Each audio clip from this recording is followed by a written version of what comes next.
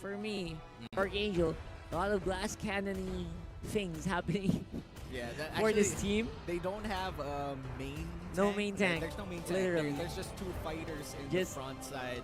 We have that. It can work. For me, it can work. It's just a little bit too risky. a little risky. But what's life without risk? And again, some of our teams today have it did pay off for some teams. High risk, high reward. High risk, high reward, right? And we'll never know. We're not Archangel. We're not as good as Archangel players. So let's just wait if the glass cannon lineup is let's say controlled, a practiced composition, because a lot of teams here have actually all of the teams right now in the main qualifiers have gone through several games already. Again, this whole qualifiers had more than 3,000 teams from all across the Philippines, and we're finally down to the last 8, and only 2 will be going out of the main qualifiers. In Archangels, they're hungry for this win. They want really to are. end this 2-0, and for the side of Panda, a comeback is necessary if they want to stay alive. Yep, and again, upper bracket is something that you really want to fight for, and I'm not surprised at all by that. Right now, though, Joy Boy. Oh no. Great pickup on the ejector. Again, not that much damage on Escalera yet. He's only level 1, but level 1 can still do a lot of hurt. Man, Especially on the Valier. Joy Boy is a little bit overjoyous here with the emotes and the recalls. I Since feel last game, actually. Since last game, they aren't even ahead yet, but Yeah. they're already doing it. Innocent 04 here, about to reach that level 4, might get denied, but he will get it instead. And this puts him in a good spot so far. This Yisun Shin still staying alive. Yep, staying alive is exactly all you need to do. And you get Mounted Chakra to just help out your teammates. That's all there is to it. A big difference from the Claude earlier, rather, which doesn't really actually helps nothing at all to your team in the early game. But right now, that's the first blood that Archangel is hoping for with this lineup. Joy Boy throwing Escalera to the enemy, and this looks to be a dead jawhead so far with the Yisun Shin and the emote. That was a back. mistake. That was a mistake. Don't do that too early. Man, you just baited yourself out. That was a few moments of movement that could have been big. Yeah, those few inches could have been his life there, but then again, emote time. Emote time. You gotta get into the game first before you do that, and right now, because of that very, very minor mistake, Turtle goes it's a turtle. Yeah, Turtle goes to Archangel though, and that's still the first objective of the game, going to Archangel. And Ninja Killer here just zoning out a Baron 3v3 out of this coin crab. Might get retribution though, but that's the last hit going to Ninja Killer. Yep, Ninja Killer finally, and right now, Joy Boy, he in for a bit of an engage. Just wants to know where this little boy, Innocent 04, is farming, and he already did the job. Right now, Archangel should be getting ready. The Vendetta, we haven't seen the Vendetta go just yet. And so far, I think it's only going to be the tank game for now. Yeah, They're just going to be tanking up and trying to get all those gold on the side lanes. And so far, Benedetta still doing just Benedetta things. And Joy Boy does find a lotion here, and he's still level 3. Might be very dangerous for this Akai. But again, this is an Akai we're talking about. Off cam though, the Benedetta goes down to the Yisun Shin. Which is exactly what Panda did need. Right now though, again, still Archangel in the gold lead with 600. It's a very small lead, but at this point it is saying something. It's saying that it's not going to be an easy game. If ever Panda does win this, it's going to have to be an uphill climb. And Panda right now evening out 2-2 against Archangel, with Archangel with just a small gold lead. Might be dangerous for Baron 3v3 here. The Lapu Lapu against 3 people. The shields are there, but Lapu Lapu will be slain underneath the bones of Saksha. And once more, off-cam kill for Fall, man, that is so unexpected. Although, again, good play still for Panda for at least defending on top side. Escalera, though, with a possible pick once more, will be forced to flicker out. That was a poof moment for me. That was and, a little bit risky too. Super risky play. He could have gone down there with one small. I think if Panda decided to go for it, they could have gotten the kill. Yeah. But they decided tower is a bit more important, I think. Yeah, and honestly, towers don't respond. If you have a chance to just take down a turret, go for it by all means. And you did burn the flicker out of Escalera. The moment this turtle fight starts, Escalera will have one defensive battle spell away from his arsenal. Yep. That just makes this turtle fight a little bit harder than it should be, but looks like Archangel, they're not really committing to this. Still want to go for it. Joy Boy, flicker out. Oh, that's a bad sign. Bandit to go underneath. Oh my god, Attention doing this very best to get the kill. And Archangel, they're doing it. And they are fighting one by one. Panda goes in. And one by one, they are starting to fall. Great save by Baron. But that's not going to be enough. No. That's a triple for the choke. Ninja Killer with a Maniac. First Maniac of the day and a wipeout for Archangel. Archangel right now, Ninja Killer. The spotlight wasn't his in game 1, but game 2 is his day, baby. Ninja Killer with a Maniac early on, plus the turtle. Call that the early game play of the game, and might just be the play of the game itself. And so far, Archangel now in the lead. I mean, it didn't look like they were going to be in the lead at all in that game, in that fight. As you said, cooldowns were off, or on rather, for Archangel, but they were able to fight it again. Panda just going in one at a time. It's an audition once more. That's not really the call. Oh no, it's a pincer maneuver. It's a bait. It's a bait. But, okay, you know what? It doesn't work. Right. Finally, again, Archangel, they're kind of just chilling.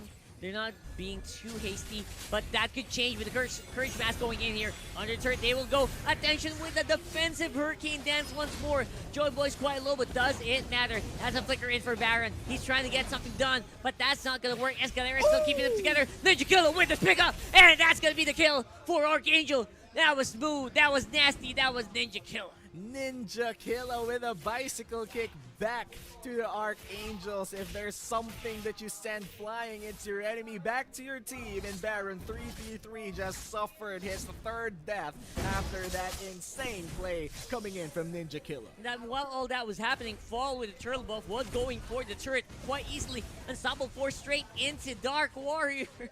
I can't say that with a straight face. Yeah, Dark Warrior. You can even add X's if you want. Yeah, But just add the X's in the middle, and in front, in the back. It's just be done with it, man. And anyway, so far, Archangel, every opening that Panda's giving, they're taking it.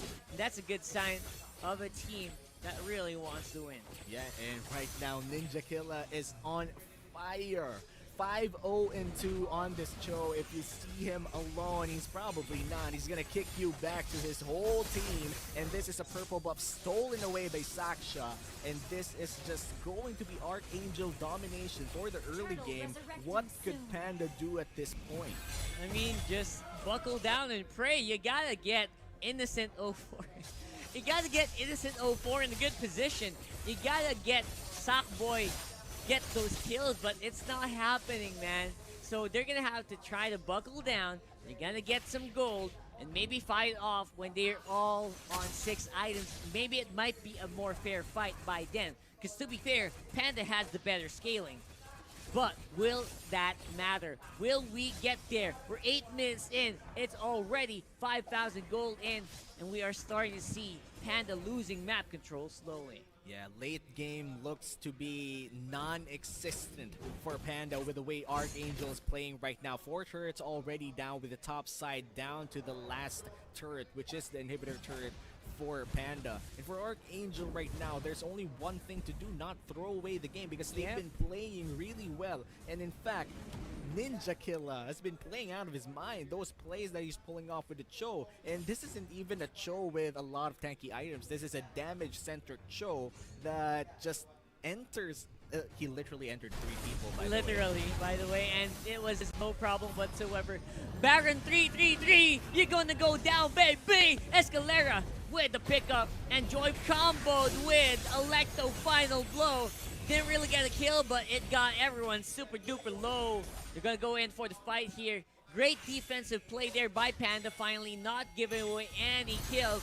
As you can really tell, they were confused, they were dazed. They were counting stars above their heads in that one. Man, the the moment Ninja Killa flickered behind, you already knew what was to come. They had the opportunity to stop him, but the trigger went first. Archangel knew that the moment Ninja Killa had good position, it was their fight to take. There was no backing down, but looks like Escalera might be trouble here. You're gonna be in trouble. Innocent 04 with a Mountain Shocker picks up the kill.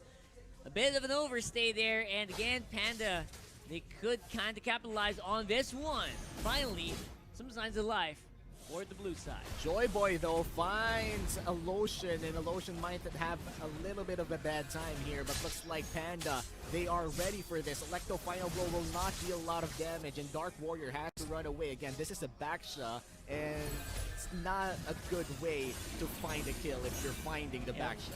Oh, this is a good one actually for Panda. They're not playing on the Zaman Force, and they can actually capitalize Sackboy with the CC that is very sorely needed. Fall, though, will not be in a good position. The lifesteal is not enough to sustain. He's gonna go down. Ejector straight into the enemy. Woo! And there you go, another very, very well played Zaman Force. Finally, a lot better compared to the first one. It went off cooldown. That's how long that team fight took. Two Zaman Forces on the ground. And top lane gonna get taken by Ninja Killa. Gonna get some assist. Gonna get some as harass as well. Harass in-game or harass both of them. Both of it. Both of it happened, and it's not easy to do, but he's doing it.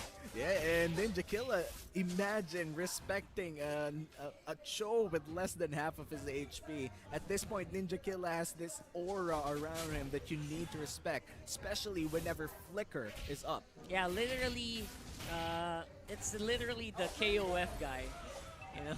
I mean, Iori, that's how he plays. That's just how kind of a badass gangster he is, right? So that's what's happening right now.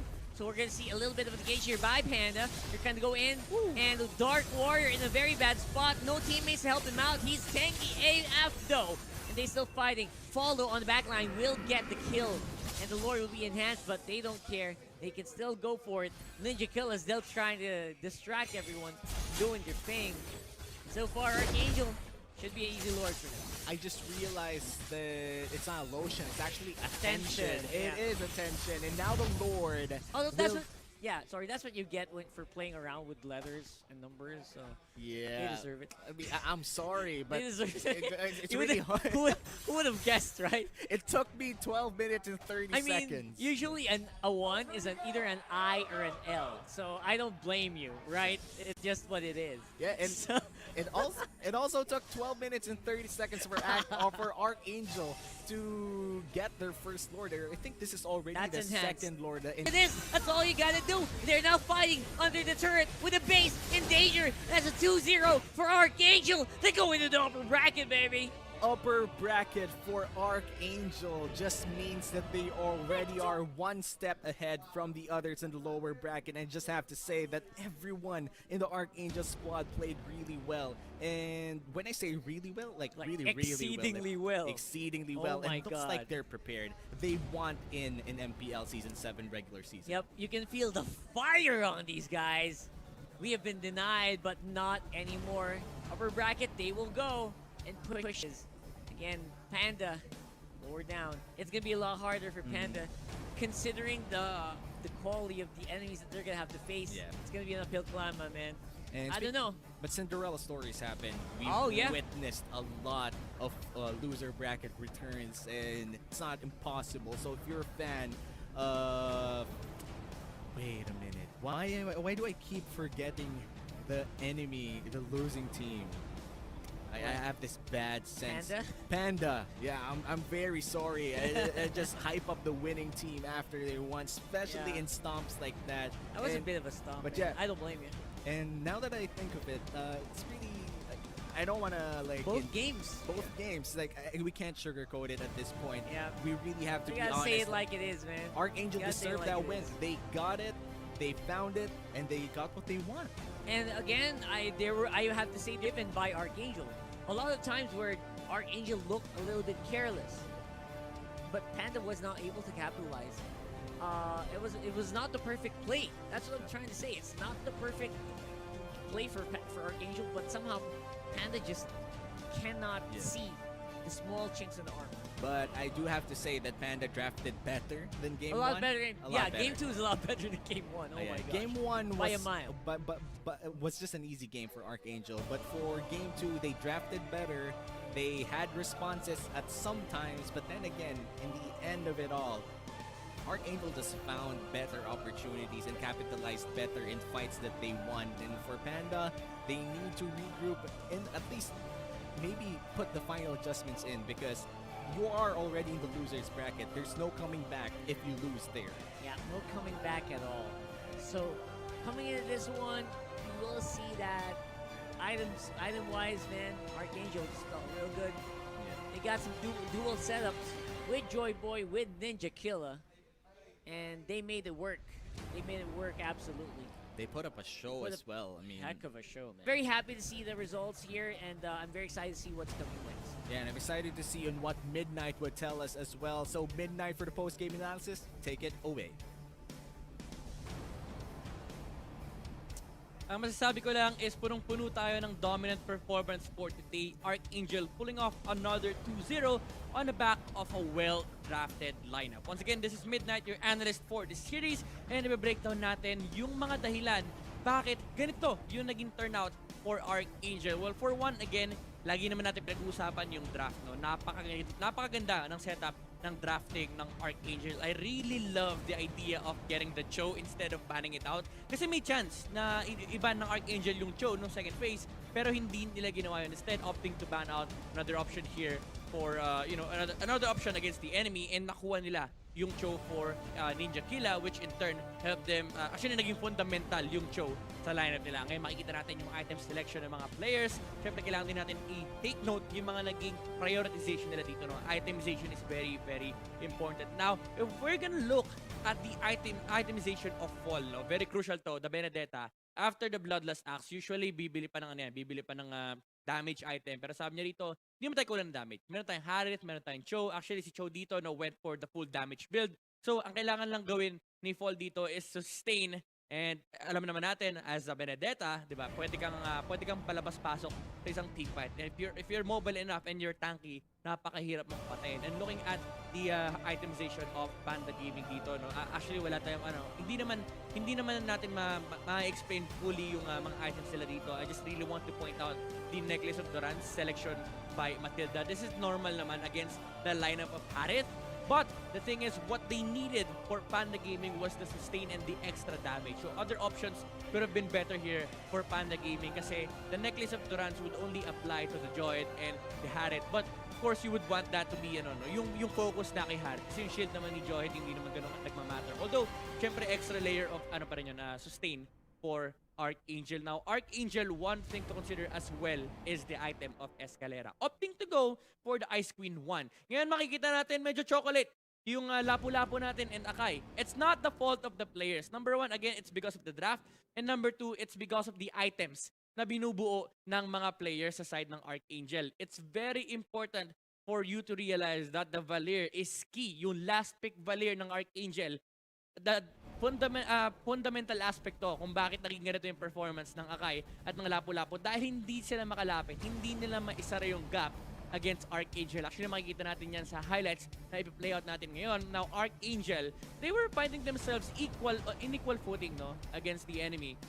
But the key difference here is the timing or the power spike of these lineup. Now, if you look at the lineup of the enemy, hindi sila ka-level ng lineup ng Archangel dito, no. Si Harith, si Cho, and si Benedetta, once na mag-online na kanilang ultimate, immediately yung lakas ng teamfight nila yung nag-i-spike. On the other side naman, you have a Yi Sun-shin, you have a Matilda, a Basha. Although meron silang Akai, it doesn't help that much, again, because of the existence of the Valir on this lineup. Now, makikita natin dito, no, yung huli ni Cho on the Akai. Actually, again, walang magagawa si Akai dito because of the presence of these two heroes. Napakahirap actually for Reach Apex or Panda Gaming to engage into the lineup of Archangel. Now, the only choice that they have is they either wait for the perfect timing or the perfect opportunity or farm their way up until the late game. So definitely may option pa rin naman ang Panda Gaming dito. But again, Archangel, as Manjin have said, they've consistently played the objective gaming. Panda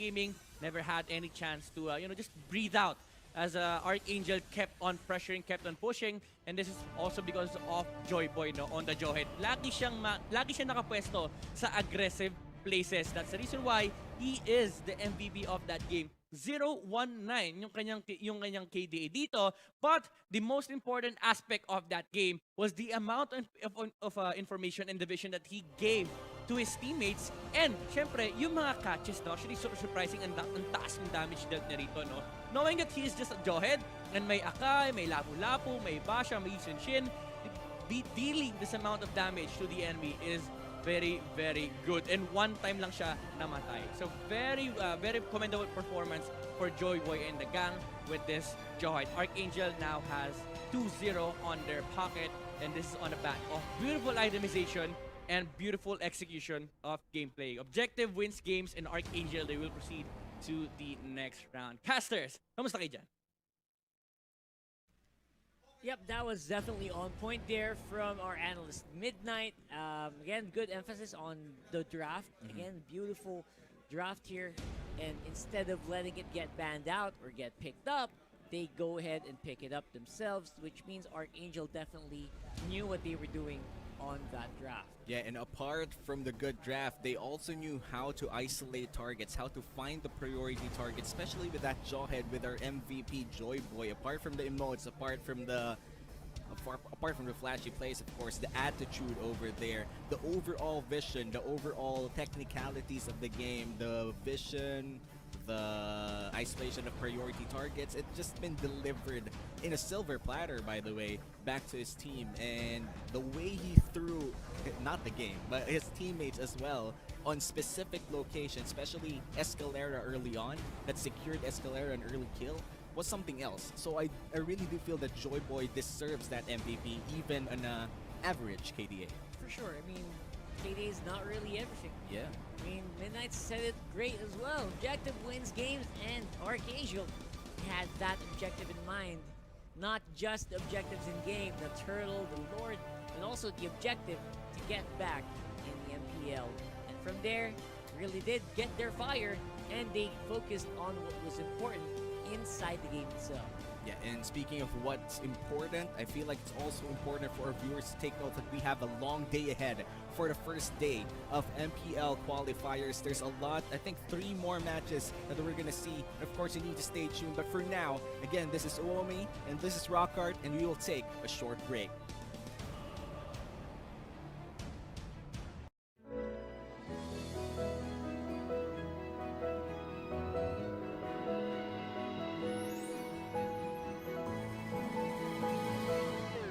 Moment na sana, pero hassle ang kate. Yung kate na yan, dahil sa dandruff yan. You need Head and Shoulders. Unlike beauty shampoos, tanggal ang dandruff that causes kate. No more hassle sa moment. Goodbye na sa kate, dahil 100% dandruff-free ka. Hey guys, I'm here with Kate and Bea. Bad timing ang kate. Baka dandruff yan? Use Head and Shoulders every day. Unlike beauty shampoos, tanggal ang dandruff that causes kate. Para di pa balik-balik, katigan for good na. Dahil 100% dandruff-free ka. Hi guys, I'm here with Kate. Para araw-araw, close na close. Max pinabango pa.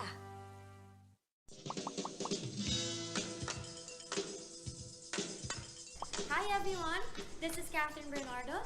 At ako naman po si Daniel Padilla. Guys, may PayMaya na ba kayo? Kung wala pa, dapat mag-download na kayo sa Google Play or App Store dahil ito na ang kusong pangbayad ngayon. Ang PayMaya is isang mobile payment app using only your cell phone, and you can pay practically anything, kahit online transactions pa yan. With PayMaya, hindi mo na kailangan magdala ng cash for your day-to-day expenses. Pwede kang magbayad ng bills, bumili ng prepaid load, mag-online shopping, mag-send money, magbayad gamit ng QR code, at marami pang iba. Pero ang the best part dito ay, may balik-bayad ka pa. Each time you use PayMaya, may balik sa'yo na cashback at rewards, kaya sulit ang oras mo dahil hindi mo na kailangan pumila, and you can just pay using your app anytime, anywhere. Kaya guys, huwag kakalimutan, pag may babayaran ka, Don't pay cash, pay Maya.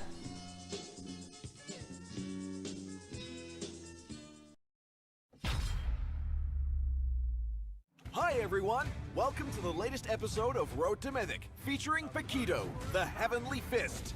We will walk you through the gameplay and tactics so you can grind the ranks with ease. Now, without further ado, let's dive in. Paquito is a versatile fighter who has a unique mechanic, Champ Stance. Champ Stance grants Paquito a variety of combos, leaving him enough room for skillful plays. Paquito builds stacks when hitting enemy heroes with basic attacks or dealing damage with skills. Upon reaching 4 stacks, Paquito enters Champ Stance and enhances his next skill. Note that Champ Stance not only enhances the damage output of Paquito's skills, but also the shield granted by his first skill. The enhanced shield drastically boosts Paquito's survivability. The second skill serves as Paquito's damage tool, which inflicts massive damage. Moreover, in Champ Stance, casting the second skill allows Paquito to throw 2 jabs instead of 1, making the already impressive damage output even more devastating. Paquito's ultimate is a perfect skill for both teamfights and diving. The enhancement brought by Champ Stance makes it possible for Paquito to inflict control effect twice with just 1 ultimate cast. The ultimate is mighty handy, whether Paquito needs to initiate a teamfight or chase down an enemy target. Since Paquito is an agile fighter in possession of various combos, we highly recommend this set of equipment, as it ensures good survivability while boosting his damage output. Prioritize Bloodlust Axe, as it drastically increases Paquito's endurance and cooldown reduction. Next, Warrior Boots would be a perfect choice to get some extra movement speed. Blade of the Heptazes and Endless Battle are next in line, as their passive further enhances Paquito's basic attacks. Lastly, Queen's Wings and Immortality will help Paquito exert dominance in teamfights while staying alive and well. Note that once Champ Stance is active, all Paquito's skills will finish their cooldowns. Whether you're going for damage or control, it's never wrong to think twice beforehand. 2 casts of Jab are perfect for following up the damage, while 2 casts of Knockout Strike allow Paquito to inflict great control effect.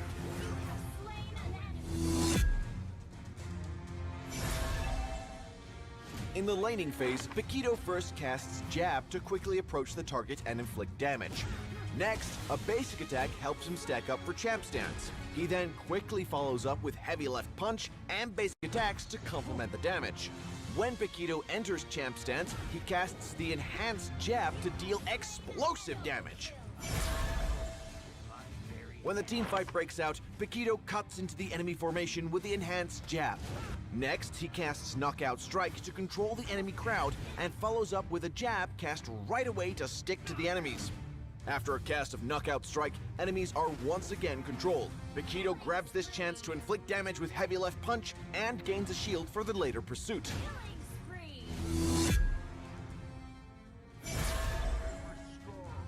Paquito owns. It is recommended to roam and help teammates out to extend the lead.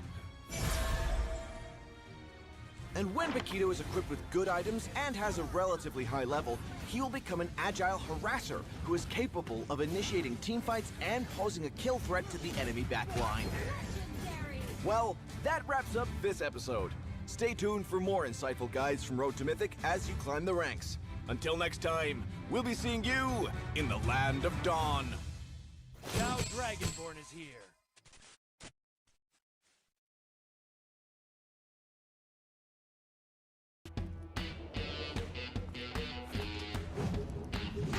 Fight! Fight for the ultimate answer!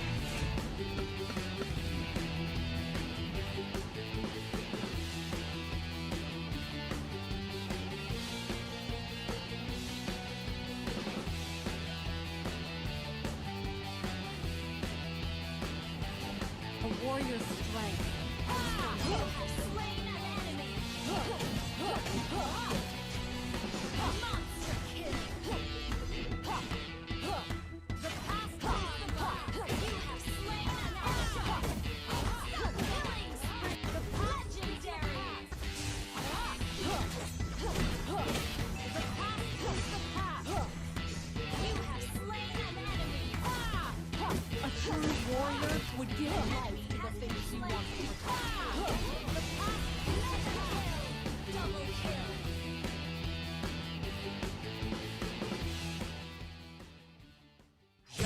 Dragonborn is here.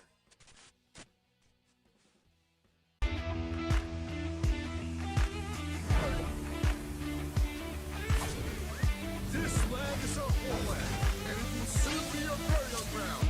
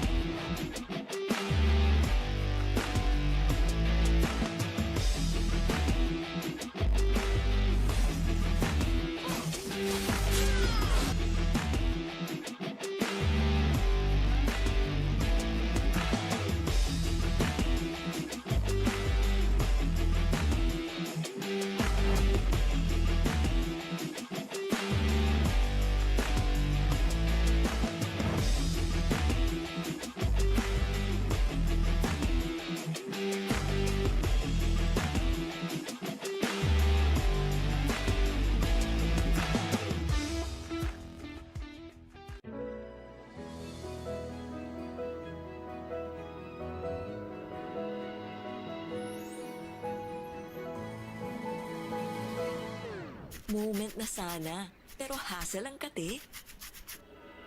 Yung kati na yan, dahil sa dandruff yan. You need Head and Shoulders. Unlike beauty shampoos, tanggal ang dandruff that causes kate. No more hassle sa moment. Goodbye na sa kate dahil 100% dandruff-free ka. Hey guys, I'm here with Kate and Bea.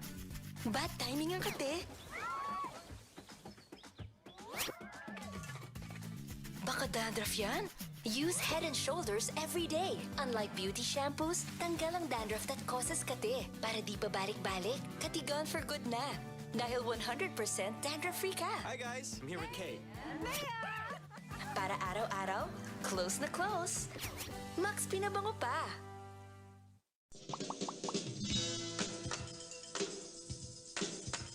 Hi everyone, this is Catherine Bernardo. At ako naman po si Daniel Padilla.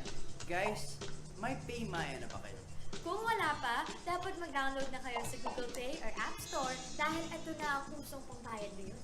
Ang Paymaya is isang mobile payment app using only your cell phone and you can pay practically anything, kahit online transactions pa yan. With Paymaya, hindi mo na kailangan magdala ng cash for your day-to-day expenses. Pwede kang magbayad ng bills, bumili ng prepaid load, mag-online shopping, mag-send money, magbayad gamit ng QR code at marami pang iba. Pero ang the best part dito ay may balik-bayad ka pa. Each time you use Paymaya, may balik sa'yo na cashback at rewards, kaya sulit ang oras mo dahil hindi mo na kailangan pumila and you can just pay using your app anytime, anywhere. Kaya guys, huwag kakalimutan, pag may babayaran ka, Don't pay cash, pay Maya.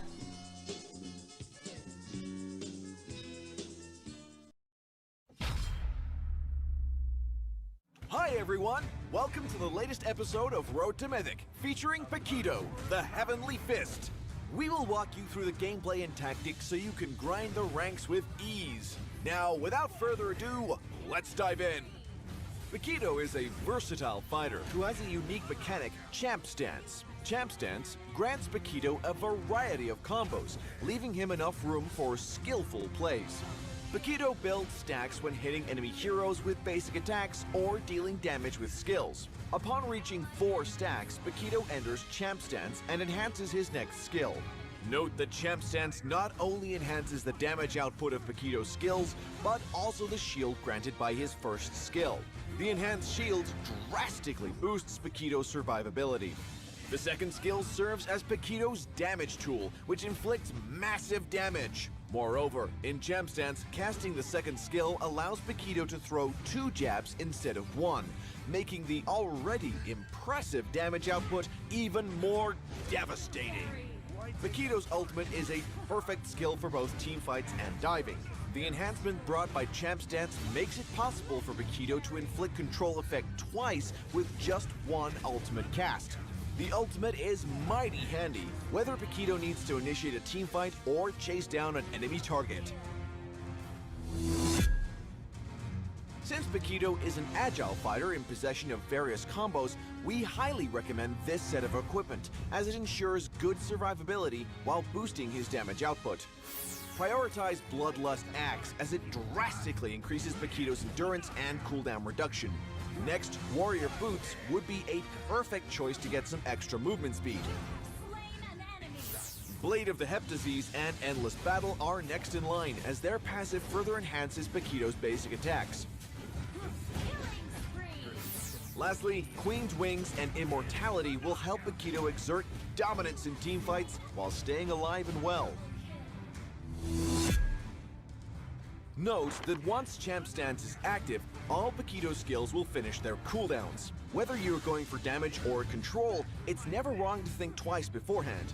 2 casts of Jab are perfect for following up the damage, while 2 casts of Knockout Strike allow Paquito to inflict great control effect.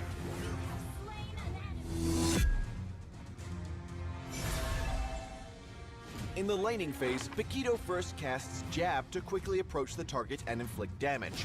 Next, a basic attack helps him stack up for Champ Stance. He then quickly follows up with Heavy Left Punch and basic attacks to complement the damage. When Paquito enters Champ Stance, he casts the Enhanced Jab to deal explosive damage. When the teamfight breaks out, Paquito cuts into the enemy formation with the Enhanced Jab. Next, he casts Knockout Strike to control the enemy crowd and follows up with a jab cast right away to stick to the enemies. After a cast of Knockout Strike, enemies are once again controlled. Paquito grabs this chance to inflict damage with Heavy Left Punch and gains a shield for the later pursuit.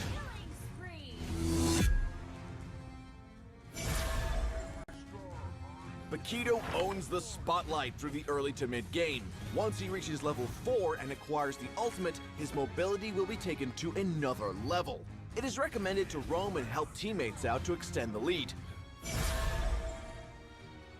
And when Paquito is equipped with good items and has a relatively high level, he will become an agile harasser who is capable of initiating teamfights and posing a kill threat to the enemy backline.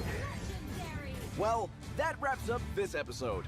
Stay tuned for more insightful guides from Road to Mythic as you climb the ranks. Until next time, we'll be seeing you in the Land of Dawn.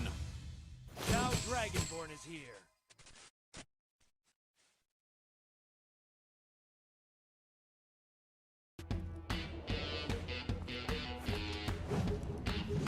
Fight! Fight for the ultimate answer!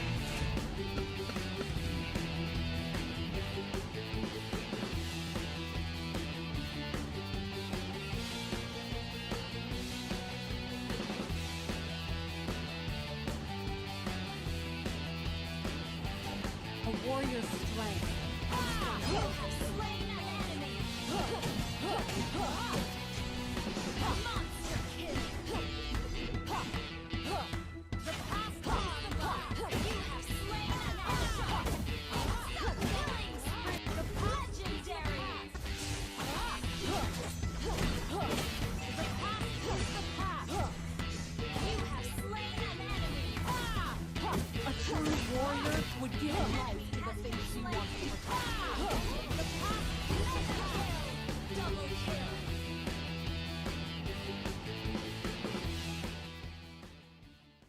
Now Dragonborn is here.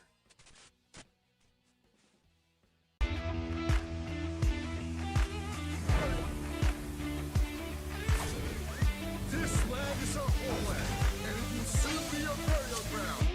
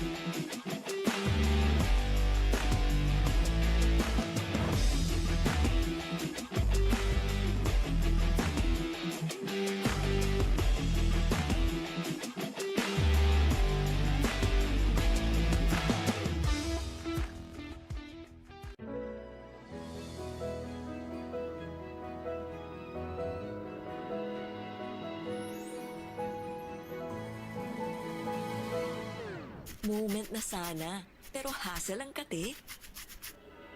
Yung kati na yan, dahil sa dandruff yan.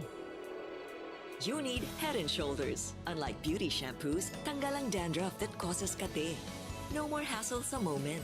Goodbye na sa kate dahil 100% dandruff-free ka. Hey guys, I'm here with Kate and Bea. Bad timing ang kate. Baka dandruff yan? Use Head and Shoulders every day. Unlike beauty shampoos, tanggal ang dandruff that causes kate. Para di pa balik-balik, kati gone for good na. Dahil 100% dandruff-free ka. Hi guys, I'm here with Kate. Para araw-araw, close na close. Max pinabango pa.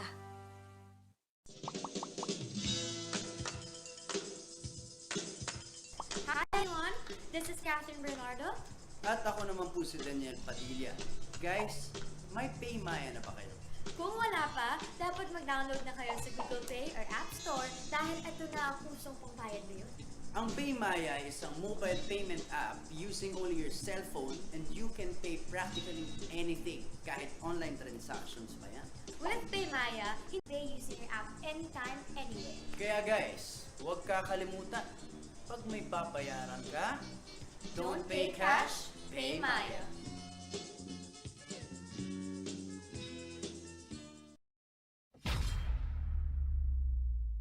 Hi everyone! Welcome to the latest episode of Road to Mythic, featuring Paquito, the Heavenly Fist. We will walk you through the gameplay and tactics so you can grind the ranks with ease. Now, without further ado, let's dive in. Paquito is a versatile fighter who has a unique mechanic, Champ Stance. Champ Stance grants Paquito a variety of combos, leaving him enough room for skillful plays.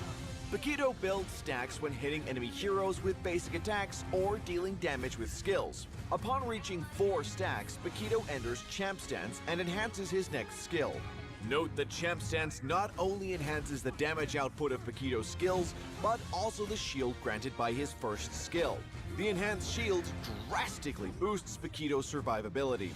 The second skill serves as Paquito's damage tool, which inflicts massive damage. Moreover, in Champ Stance, casting the second skill allows Paquito to throw 2 jabs instead of 1, making the already impressive damage.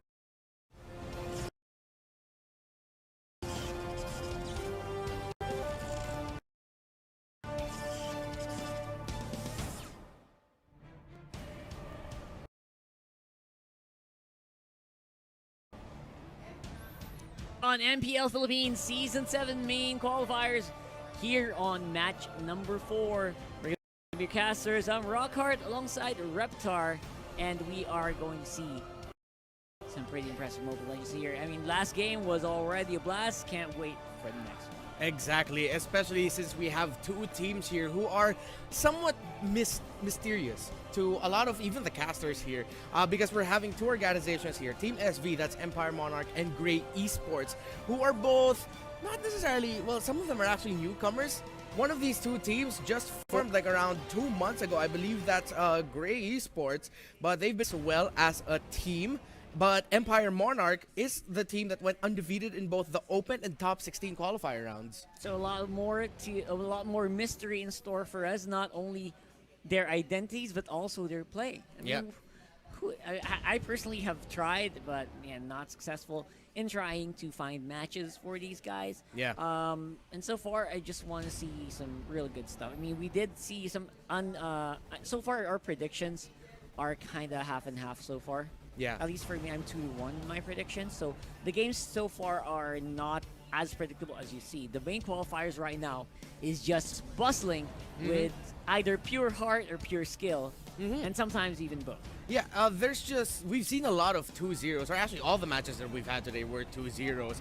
So it's not really a hotly contested start to our qualifiers, but it seems like the teams that we saw win 2-0 were just absolutely dominant. I think the closest game we had was when Aether went up against U-Level. That had some their back and forth there. It really did look like it was going to be a 1-1. Yeah, right? yeah. I thought it did. And somehow, from a really bad position of I think 6,000 or 7,000 goal lead,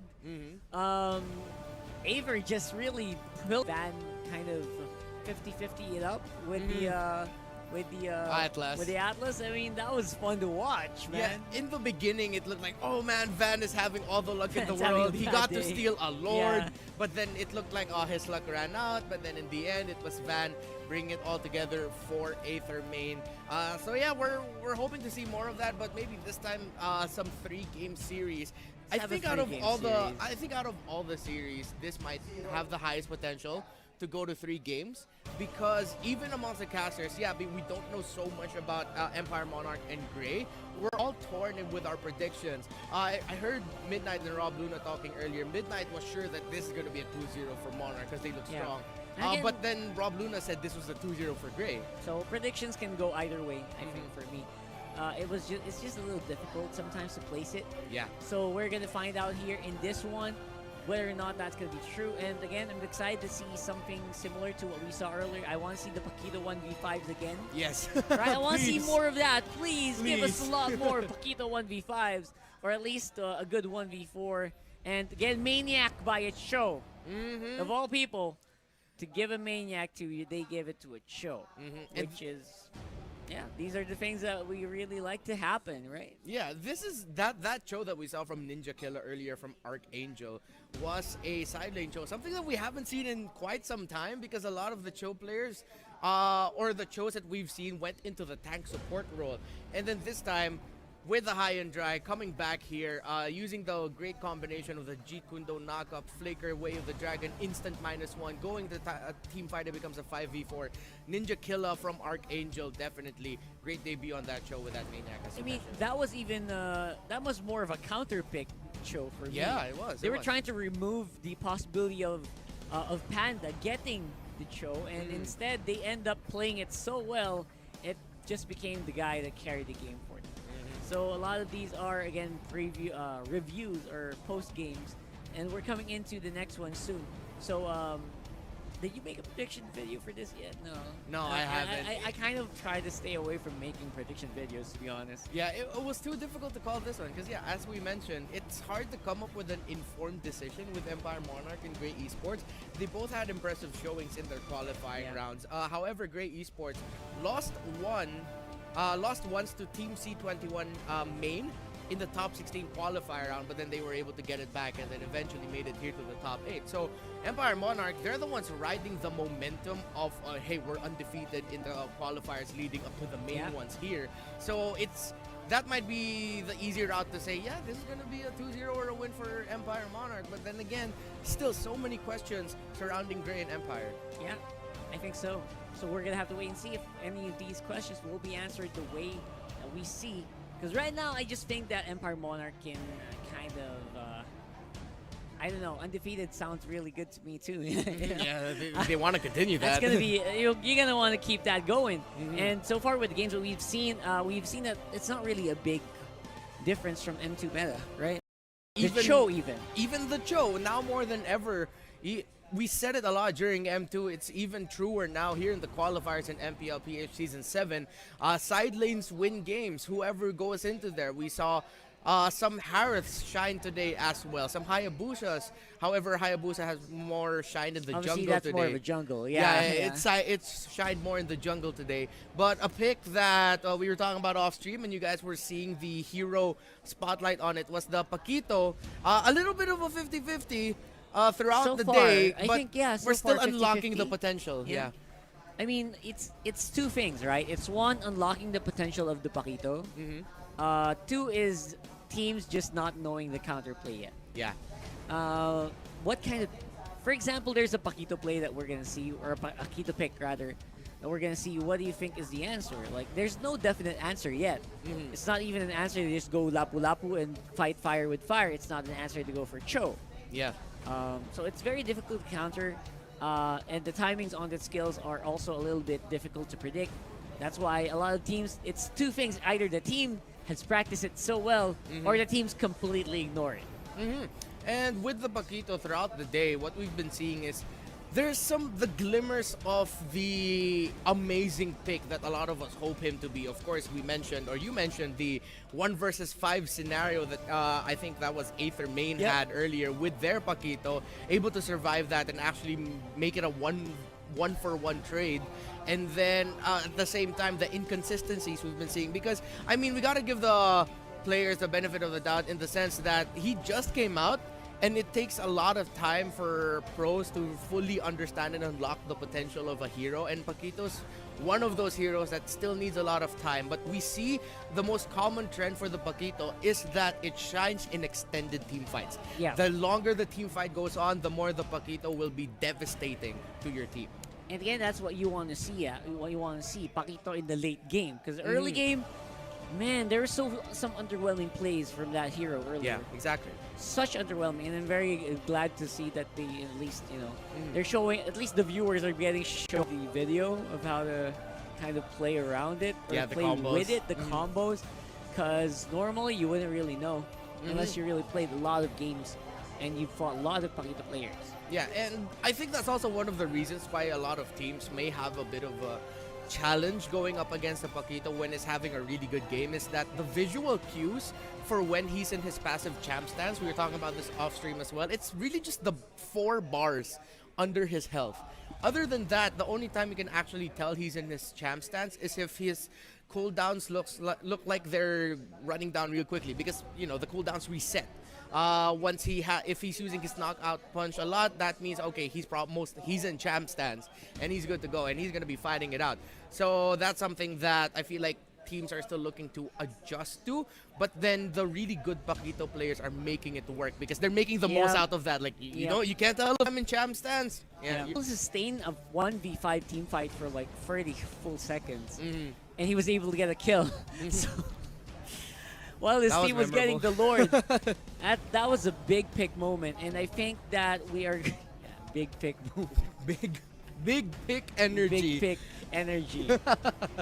That's what you can call Paquito. Big pick energy. Big pick. So far, I think what we can expect here is, again, some of the better picks to come out. I think Alice has been underwhelming so far and underpicked so far. So I want to see something similar to that as well come here. Yeah, a lot of teams play against with the glide circling eagle, right? Yeah. And when you get crowd controlled by Amafilda, it just feels so bad because he can walk out right away. So so far, some teams are taking advantage of this. Some teams are not. Again, sometimes that's how you kind of gauge these teams. Well, who does and who doesn't use advantage of these very, very strong heroes so far in the game. And one thing that I want to mention though, and I feel like this might be a trend, especially if not today, maybe in day number 2. Of course, we've been seeing a lot of the importance being put into frontliners. Yep. Of course, other than what's going on in the An world, but in the game, yes. in the game, the frontliners here. I like how Archangel, if you watching at home weren't able to see that last game, I like how they pretty much set up the draft to bait out a Valier pick for themselves in the end, and that completely negated the Akai and Baksha combo on the side of Team Panda or Reach poor Apex. Akai. Yeah, poor Akai. And going up against a Valier with 2 strong frontliners like that, that Valier just really time it. And Escalera is a tremendous Valier player. I think he's top global, or if I'm not mistaken, top 10 here in the Philippines. Probably. For Valier rank in the Valier Power that. rankings. Yeah. It's bad. So I think teams are starting to realize, or maybe some of the top caliber teams here, that in this frontline focused, side lane focused meta that we have here, you can really bait out or position yourself to pick up a last pick, huge counter pick, like what we saw in that Archangel game, and that might be a trend here as we enter the draft, Rockhard. Yep, thank you so much for waiting, guys. It took a while. I think they had to run for another ping check just to be sure. But here we are for SV versus Gray again. That is Empire Monarch. Empire Monarch. I'm not sure why it's SV. Why is it SV? What's their name? It's just Team SV. Team when SV. they registered. Oh, when they registered, it was Team SV. Yeah. TSV. Yeah, TSV. We don't know what the SV means, unless someone there does know. Let us know, please. TSV. That could be a start of something. Extension, triple extension. Yeah. Bullwit ambush. Very 2018 in Ubasan. Arlan. Man, wow, these names are. Just like the trend today, the names are like blowing my mind right now. Yeah, very confusing. Very but, confusing you know, names. we're gonna live through it. We're probably gonna be able to tell later, so don't worry. Got literal balagbag 143. These are great names, man. These are great names. You even got Saikuno, who stopped playing Saikuno. another game to play Mobile Legends here. Then as well, someone we Kinesu. gotta point out here in Grey Esports though is that man named Draven. Yeah. Because he is the most popular member of Team Grey. I think a top global player and someone who teams are looking into to carry the entire Grey Esports team. We might see that here this match. And we were talking about it for a long time that Mafilda is still coming up first strong as a first pick here in this matchup. Now, Grey, Lapu-Lapu, so predictable. I don't know why we're we're easy at this good at predicting. And again, it's maybe because it's an M2 meta still. Yeah, it's the same state of the meta that we had in the World Championship. I won't be surprised if this is a Yuzong. Yuzong's open. If you want to make it a tank backshot, Yuzong is not bad at all, right? You can go for that. But at this point, you still want to be able to get some frontliners. You want to get those side lane fighters. You want to be able to get at least a good tank. But nope, they want to go for Claude. Yeah, lock in that. We've seen this carrier before. right away. We've seen this last game. It did not pan out well. First pick, first rotation. Marksman, but I feel like this Claude, we're not seeing any emblem changes just yet. Or battle spell changes just yet. This is going to the gold lane. Yeah, most likely, and we will see it. There's a possibility though still of like a jungle Claude, but again, we've seen Claudes get picked up a lot. And then answered right away by the Lancelot. And we've seen that the Lancelots usually dominate, so good luck to that. Paquito ban. To be honest, I was ready to say, SB's gonna pick Paquito, but yeah, a great ban. Good read by Grey and not taking any risk. I mean, again, I mentioned earlier, some teams don't really want to pick up the Paquito just yet. But somehow, some really good teams are ready to pick it up, and at least Grey is aware of that. And Grey is aware that they do not want to go up against a Cho. They're more than happy to actually go for the Yuzong instead. But now the question for Empire Monarch is, are we going to risk potentially a Yuzong and a Lapu-Lapu in the side lanes, which some teams have pulled off and have made it work. Just a bit of adjustment to the emblems for either the Lapu or the Yuzong. You can interchange which lane they go. And that is a possibility here for Grey, because it seems like, Empire Monarch feels it. They know it. They know it's going to happen. It's most likely they might want to show their mage hand already at this point if you're Grey. Yeah, you can go for the mage hand. You can. You got a lot of options. Not the option I was thinking about. I was thinking maybe the Loyi, maybe the. But yeah, I like it. Secured side lanes for Grey already. We got that XP laner Lapu-Lapu and gold laner Alice for sure. Now we just need one guy to kind of control the mid lane. That's where we're kind of have to think about what's the comfort pick for Grey. Is it a Loyi, right? Or is it a Chang'e? Could be a Veil. Could be a Veil, Valier. Yeah. So those are the only possible picks here, unless they're gonna go for something a little bit off meta. On the other hand, though, FAMS is kind of not what I expected. Yeah, if they lock this in, I think Grey Esports would be more encouraged to actually lock in the Veil here or the Valier. Either of those can really give this Tams a hard time. Yeah, go for Veil or Valier. Okay, this is what I'm talking about. It depends on what's their comfort pick for the mid. So if their Kagura is their comfort pick, then who are we to deny that? Yeah, I mean, it still works. The Veil and the Valier could have been better, but well, as you mentioned, if it's a comfort pick, and since the Kagura still works in this scenario, it's not the perfect pick, or it's not the best pick, I mean, but why not? Why not, right. So here we go. We are locked in here, and a jungle link into a side lane, gold lane. Claude, what do you think about that, man? I like it. Showing the Claude early shows that, okay, they have their mind for the mid game, for the mid to the late game as well. But the Link gives them that. And we haven't seen Ling really pop off in a while. Not yet. Man, missing the Ling, man. Yeah, exactly. Despite them bringing back the energy regeneration that Ling had, it's still not the same Ling as before, where it was just so much energy regen. Purple buff, Ling is a god. Now, without the purple buff, Ling is at a disadvantage even more.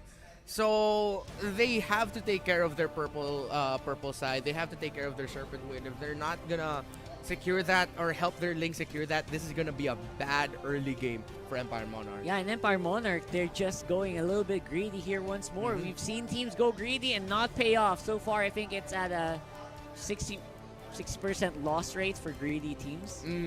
Only a few teams with greedy picks have survived so far in this main qualifier, so we'll have to wait and see if this is going to be the case here.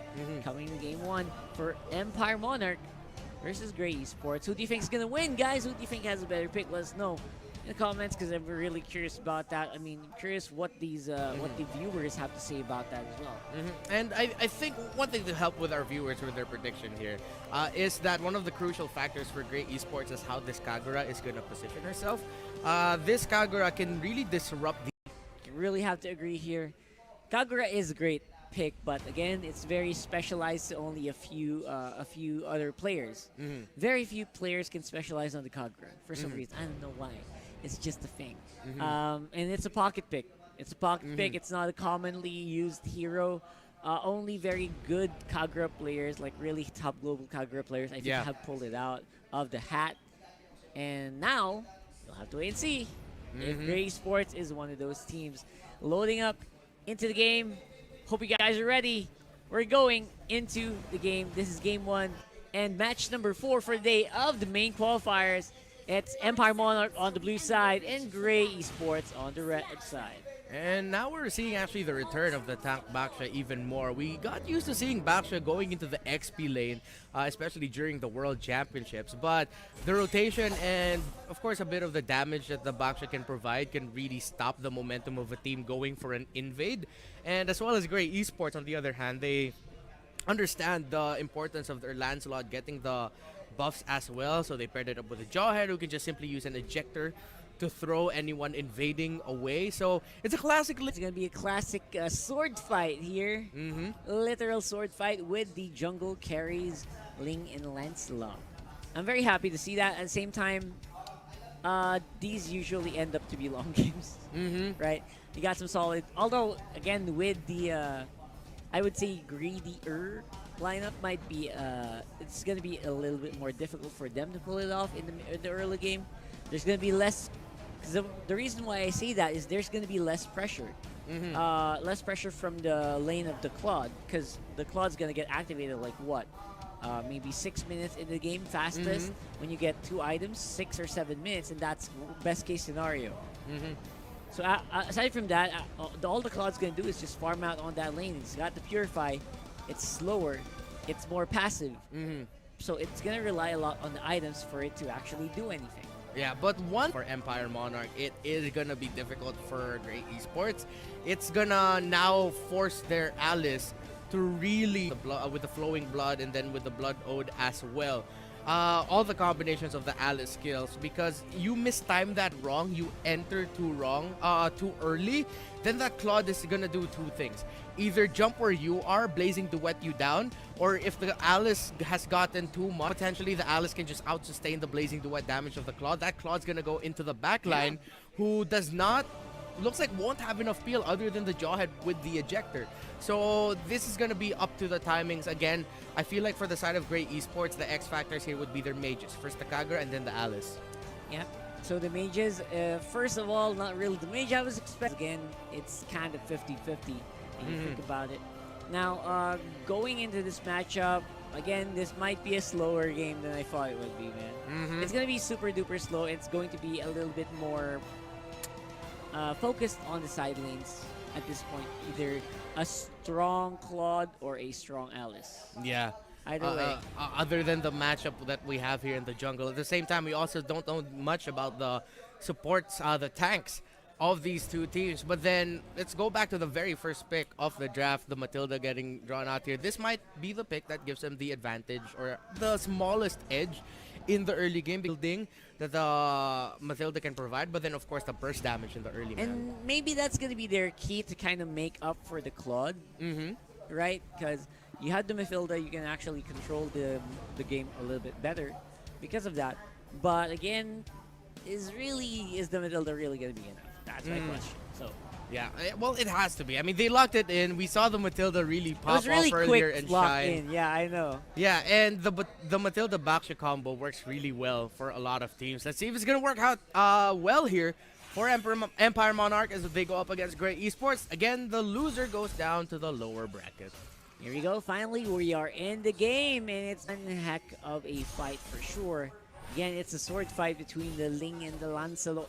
Mm-hmm. You know, they've got that thing going where they're always pitted against each other. I don't know why. I just enjoy Ling and Lancelot games. Yeah, it's the two best assassin junglers that we could potentially have. Look at that! Ah, we were it talking hurts. about it. The damage. And by the way, not a side lane flawed at all. It's like they are. I think it will be, but that's not the start that we expected. I think. Mm-hmm. I like what Bullwit actually did here. I think he went to the mid lane knowing the rotation of Gray, or he sensed that, oh man, I think I'm gonna get dived here, so I'm gonna go to the. And again, very using the spirits to kind of the wisps to detect out the presence of any enemies near the bush. You don't need vision for that, and they're gonna get some at least control here.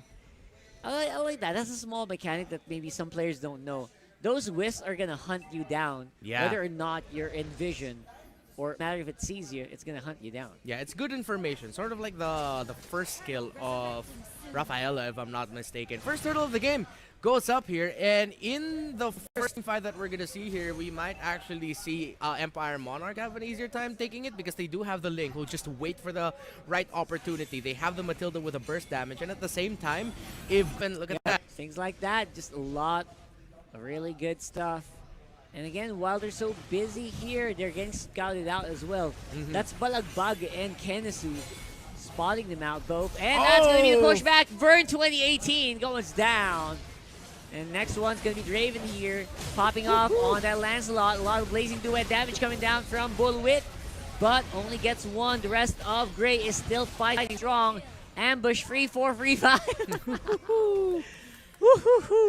Trades everywhere, and I love how Gray Esports played that matchup, played that team fight really well. Although the aggression is still continued here by Balagbag, the circling eagle goes in. Gray gets to secure the first turtle of the game, and I feel like that was just Empire Monarch not respecting the sustainability and the AoE damage that Gray can bring out. Again, the Alice and the Kagura, their combination turned out came out really big here for Gray. But one thing that we also didn't talk about a lot there was Kenesu getting 2 kills, and then his timings with the stuns and his timing with the AoE damage coming out of the Lapu Lapu was just big there for Gray. In fairness, it was a great trade. Kenesu right now, oh my god, Balagbag 143 going down. Draven, he's got triple buffs, but he can't really help at this point because of the presence of triple extension. And the tension is being felt right now by Gray. Oh, the circling eagle goes in. Eagle. And that's a sure kill. Oh no, not even. It's a trade. It's a swap in. Draven, he wants to go in. He wants to get a piece of the action. But I think Triple Buff does not shield you that much against 4 people. That's a lot of damage coming in. And Gray, they're looking pretty good in this one. I don't know if what you said earlier was a pun, like it was a great trade, because they're Gray Esports. It was worth a shot. Yeah. Yes, it was worth a shot. All right, so Balagbag trying to find Empire Monarch here. God. And it's just a back and forth, and I think this is very reflective of the matchup. Look at that. Oh, that Yin hurts. Yang overturn counter really hurt a lot, but we'll get revenged on right away. Saikuno can't. At least we'll get some breathing room to get some outer turret energy shield go. And I like how, again, Gray Esports, and actually even both Empire Monarch, how they're trading team fights. Both of them are just trying to get a sacrifice early on. They're willing to get that sacrifice for one of their members, and they just respond with their abilities that they're waiting for in the sides or in the shrubs that either Empire or Gray will spot out too. We're gonna throw a lot of skills, but then Gray or Empire, they're also waiting there in the sides. Okay, they've already used their skills, then we're gonna go in. The discipline that these two teams that a lot of us don't know about, that they're showing, this is MPL regular season quality discipline, and it's nice to see this in the qualifiers. This is definitely top 8 out of 3,000, 4,000 teams in the MPL qualifiers. These are top 8. They're showing that they are creating the crop right now. In Bajelo, trying to do some little bit of aggression. On top side, actually is doing something. At least they're getting Gray's attention. The main carriers of Gray cannot really they can't keep their eyes off the top lane. For some reason, everyone just keeps rotating, gravitating towards that. And it's for a good reason. That right now, get that guiding wind combo with the Baksha. It's a very potent one. Arlac waiting nearby again. We don't feel that much of the link, just waiting for the team fights to actually use it. And I think this is Empire Monarch also respecting the scaling capability of the Alice. They are focusing on the top lane because they want that Claude out of there ASAP. They want to break that turret as fast as possible so Bullwit can go around and start helping in the team fights. Yes, he's not fully itemized just yet, especially this early on in the game. Most teams would like to delay the Claude break or their marksman in the gold lane breaking the tower so that they can make the most out of the farm in lane here. But Empire Monarch know that they have a strong lineup now. The Blazing Duet is starting to hurt, can actually give Gray a hard time only if they can get Bullwit out of that lane. Let's see, as we're going to see another big engagement here coming in from Empire Monarch, getting Saikuno very, very low. Blazing Duet from Bullwit actually did the trick. In the J-Lo, everyone's flickering in for weird reasons. Ensemble force back in, doesn't matter. Bullwit still gets a kill. Kensu trying to go in for the claw, but will not be able to reach him. Still trying to see if they get some damage down. Then Lapu Lapu did not do as much in that fight. And Gray gonna lose out on the opportunity to get that turtle. Finally. Empire Monarch takes it, and I like how Ambush peeled actually for the escape of Bullwit. The main reason why Bullwit was able to get away from Kenisu's Lapu Lapu. He was hot on his heel, and perfectly, I just said it, and it happened. Bullwit going in with the Blazing Duet. It doesn't do that much burst damage yet, but if you eat enough of it, it will take you down. And with 3 kills sitting in there, the Avarice, the lane as well, this Claude is going to be a bit more confident roaming around. He actually swapped lanes here with the Tabs. Now he's in the bottom lane going up against Lapu Lapu. Oh, yeah. Again, the Lapu Lapu is the difficulty here is the early to mid game. How can you reach your targets? We saw it there. Right now, though, if you want to reach your target, you jump in. That's what's happened here for Triple X Essential. He'll go down. Saikuno. Good answer. And the bottom lane will be the trade here. And Empire Monarch, finally, they are in the gold lead, even by a small margin.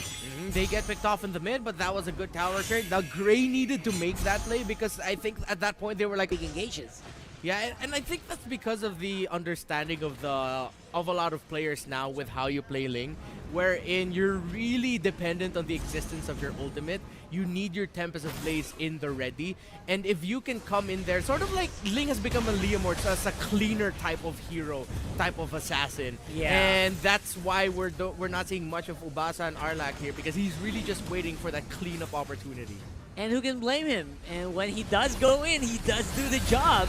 And we'll see probably another big one, although Blaze Duet seems like it is wasted only for Crab. But the fight's still happening. Raven, the Raven, gonna be able to get a kill in two here, coming into this one. A lot of assists, 106 so far. On Lancelot, not really the ideal stat line, but maybe it's a little bit better than a 2-1-2. You get a lot more assist gold. And that Blazing Duet that you pointed out earlier seemed like a panic ult coming in from Bullwit. He has to be careful as that Matilda gets bursted out of the game. That was... I don't know why that happened. He was the one in the bush, but was not ready. Maybe he was looking at the minimap or something. I don't know. Yeah, but J-Lo with a Winter Crunch and using it avoids some damage from the Blazing Duet, but just delaying the inevitable there. And again, the goalie doesn't matter here. What matters is who's getting the pickoffs, and that's what's happening right now. Draven taken very, very low. You can't really fight. Vengeance on ambush just hurts a lot. Saikuno will try to dance around it, but will be shut down instead by Bullwit. Oh my god. Bullwit has gone online, Rockhard, and Gray need to get an answer for this Claude. I think we're going to start seeing Balagbag really try to save the ejector and his lockdown for that Claude, because look at that, he was able to freely hit. He was able to basic attack without a problem and kite the members of Gray. and just deal damage without a problem. Gray now has to respect that this Claude has gone online. They weren't able to pressure Bullwit enough. They gave him too many kills early on. Actually, just 3 kills, but then with a Claude, with Avarice, with how the gold lane works, that's more than enough for a marksman in the gold lane to catch up and get the items real quickly. This could end really quickly for Gray Esports if they do not respond. Yeah, almost 9,000 for the Claude. That is how much gold is coming into the carries of Empire Monarch. Said before, the win rate for greedy heroes, greedy lineups here is kind of low, but Empire Monarch, they're making it work, man. They're making it work. They played to their strengths perfectly this game. They knew their conditions. They knew what they wanted to do. And they didn't get impatient. They didn't force situations where, okay, I think we're kind of behind. Let's try to make a play here. They didn't do that a lot, but at the times that they did, it was a very well-calculated risk that they took, and it turned out well for them, which is why that Claude was able to secure a double kill early on in the matchup. It's literal trigger discipline for the Ling and for the Claude. And Ubasan is just is playing very, very conservatively, very passive, but works. It works for what Empire Monarch is trying to do. Basically, just choke out Gray Esports. And Gray, which is why Empire Monarch, despite, again, that you mentioned their greedy lineup, they have that Claude, they have that late game insurance, they have that raw power that the Blazing Duet can bring out, and Gray Esports just cannot seem to find their timing of entry. They always seem to walk into a Blazing Duet or a Tempest of Blades. Which is very weird, man. It's like, is that really what's gonna happen here? We're just gonna see free hit Blazing Duets. By the way, not much response. I mean, Sykkuno is very scared to go in. Imbajelo as well. Balagbag, he's very wary not to pick up the Claude for some reason. He's picking everyone up except for the Claude, so. Yeah, he's always just running into either the Matilda or the or the backline. It's like the moment he sees like, whoop, okay, you're going behind me. Even the FAMs, man. Yeah, even the FAMs. So weird, man. So coming in this one, waiting for the Lord is probably the safe pick or the safe option here for Empire Monarch. And they can do quite a lot here. Extension. They're also just waiting in the wings, waiting for someone to make a small mistake. And I think a small mistake is all it's going to take here. Yeah, with the 7K mark, there are definitely 1 or 2 items for their course ahead of Gray Esports. Gray, on the other hand, it's tricky to pull off their lineup because they're up against a lineup that's so mobile. Yeah, they have some AoE catch. Yeah, they have something to lock down the Claude potentially, if only the Jawhead could really get his timing correctly, but he just can't. The Jawhead, man. I mean, I get why Balagbag's doing it because they're thinking, okay, as long as we can get a -1 in the next team fight, let's try to force a skirmish. It's instantly going to be a 5v4, but they can't seem to get their timing right. Every time they think that they got an advantageous pick-off, Empire Monarch is nearby to punish Gray Esports. I mean, to be fair, if Bullwit wasn't around, they could probably go for a 5v4. Yeah. Right? I mean, but Bullwit's just so preemptive on his Blazing Duets. Like, even before the fight happens, he already uses it. Yeah, he's always really close to the rest of Empire Monarch. That it's hard for Gray Esports to maneuver, and that's hard something to you pick don't him see up. a lot. Yeah, exactly. So hard right now, though. Balagbag, oh my G! Probably could go down. Winter Truncheon can't even save him anymore. Same with Immortality. That's like 3 lives already spent by this guy.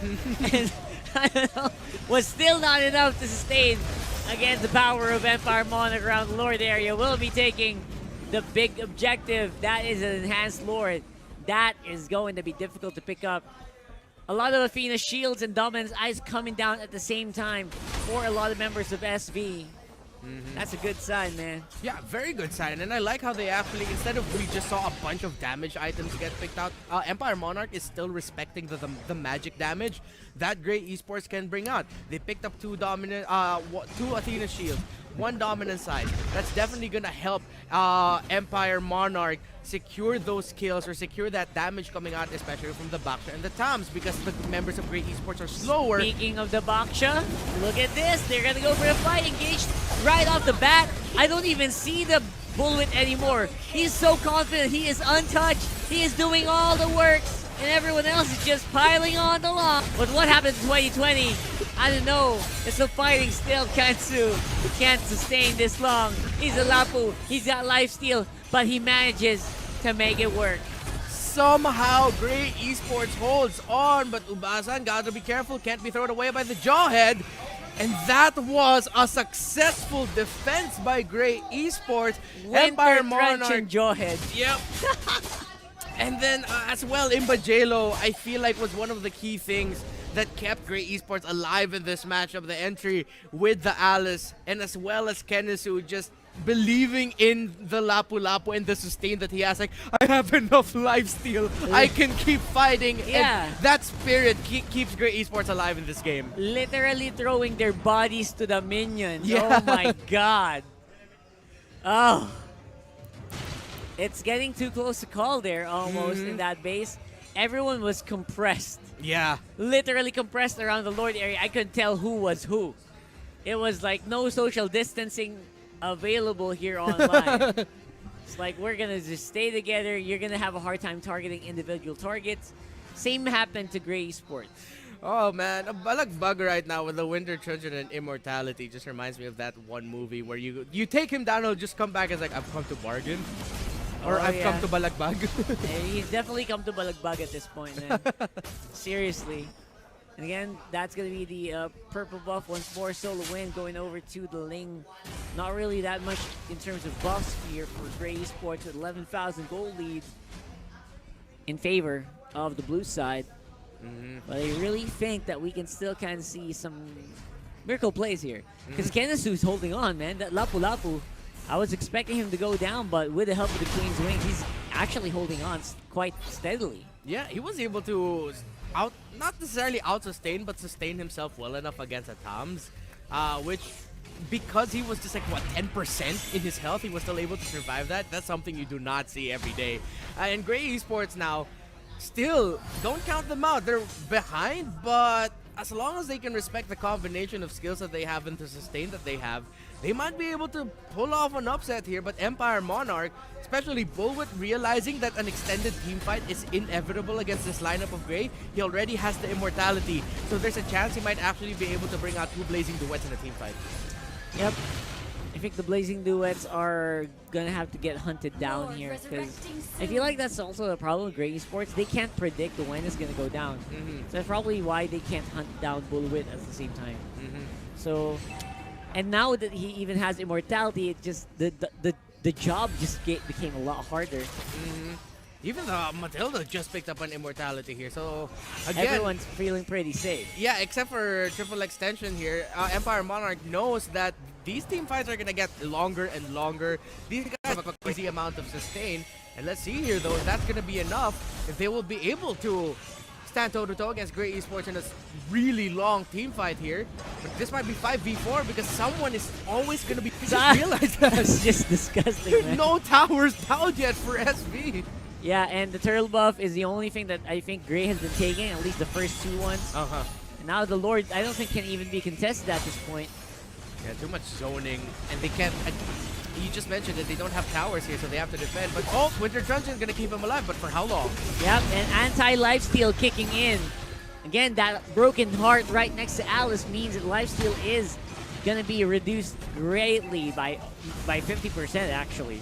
So you can't sustain that long. Even though Lapu Lapu Kenisu right now, there's a lot of other sources of that anti-lifesteal, and he can't all deal with it. That's why the Queen's Wings is not really proccing as well as it should as well in this game. Yeah, and this could be bad for Gray Esports. The Lord is here. Do they have enough burst damage though? This is going to be a big question. One more team fight. Blazing Duet, where are you? It's still there, but they're not using it. Tempest of Blaze goes down at the same time. It's very hard to pick out who is who right now under the turret, under the Lord, but does not matter. A real here for S. Yes. Yeah, because again, the other team has a marksman, the other team does not. They're going up against a Claude, which will, yeah, you can delay your team fight as long as possible, but then the question is, will you have enough damage in the late game to take them down? And the answer was, they didn't. Who was the source of late game damage? I mean, go ahead. It was all of them. It was a team effort for damage. I mean for Gray. For great like there esports. was basically none. Like Yeah. their best bet was the mid-game power spike of the Lancelot, which, to be fair, it did a lot of stuff in the early game to mid-game. But after that, the Ling, the Lapu-Lapu, not really anti-lifesteal. Again, the Alice, not really anti-lifesteal. It was just, there was no late game damage at all. Usually in these situations, you would look for the Alice, but he built Demon Boots. It wasn't really... There was just no penetration, even though there was technically a lot of magic damage. But because of the magic armor, remember the Athena shields, the Dominance Ices, like there was no way they could do enough to really burst anyone down. Even the Claude felt so safe in that game. Yeah, they needed some more magic penetration, more Divine Glaives in there. Probably Divine Glaive was what I was hoping for. Yeah. Or at least the shoes, the magic shoes. Yeah, they really needed that, and it's gonna have to be back to the drawing board here for Great Esports. That we saw them trying to make the moves in the mid game to try to bring their Lancelot back into it, but nope, they just couldn't find the momentum. Yep, momentum can it be retained here, or will it be taken over? Let's have Midnight analyze that for. Thank you so much, casters, and napakagandang performance. What a comeback for Empire Monarch right there. Tama yung sinabi ng mga cases natin. The Claude was just farming up until the point na kaya na nilang tapusin yung game, and that was the key to victory here for Empire Monarch. Once again, this is your analyst. My name is Midnight, and i-breakdown natin isa-isa kung ano ba yung mga naging important factors as to how Empire was able to win this game. Again, nasabi na natin kanina, yung Claude nag-farm lang, bahala sila sa buhay nila, yung mga kampi niya, hinayaan niya lang. And after 4 minutes 19 seconds, that was the time that he acquired the Demon Hunter Sword, the first big item that will change the spike of how Empire plays. Now, the important factor here is that the Claude was playing away from his teammates. No, do take note of that. Yung apat, dapat lagi sila naghahanap ng gera. Even if matalo sila, it's just to gravitate the attention away from the Claude. Yun yung pinaka-importanting aspect on. Hindi lang syempre yung pag-farm ni Claude, pero pati na rin yung pag-utilize ng rotation or yung pag-utilize ng map pressure ng mga kampi niya. Now, let's look at the items here. No? Nabanggit natin kanina yung early 4 minute 19 seconds mark ng Demon Hunter Sword ni Claude. One thing that I would like to highlight here is the itemization of the Jawhead. Now, the itemization of the Jawhead is he went for the immortality first, which is fine, no? It blocks a lot of physical damage. The thing is, wala silang pansalag ng rotation ng Empire Monarch dito. He went for the Winter Truncheon para sa risky plays, no? The thing is, kung risky plays yung habol ng Grey, they could have done that on the early game. Could have definitely pressured Team Empire Monarch more with a much more aggressive item. Probably the Cursed Helmet, or siguro pwede siyang bumili ng ano dito, no, ng Oracle para mas mapabilis yung region niya with para mas mataas yung region niya nakuha from the shields and the HP regen. But the itemization of the other heroes here are, really playing safe, no, for Team Grey. Parang naramdaman nila na okay, kailangan natin mag-play safe kasi natatalo tayo sa mga clashes. Even though sila naman yung nakakuha ng early kills, I don't think that's the right approach, no? If they want for risky plays, they could have gone for riskier items on the early game. Kasi they're banking on the whole idea na kailangan masaran nila or makuha nila yung early game with a huge momentum against this Claude.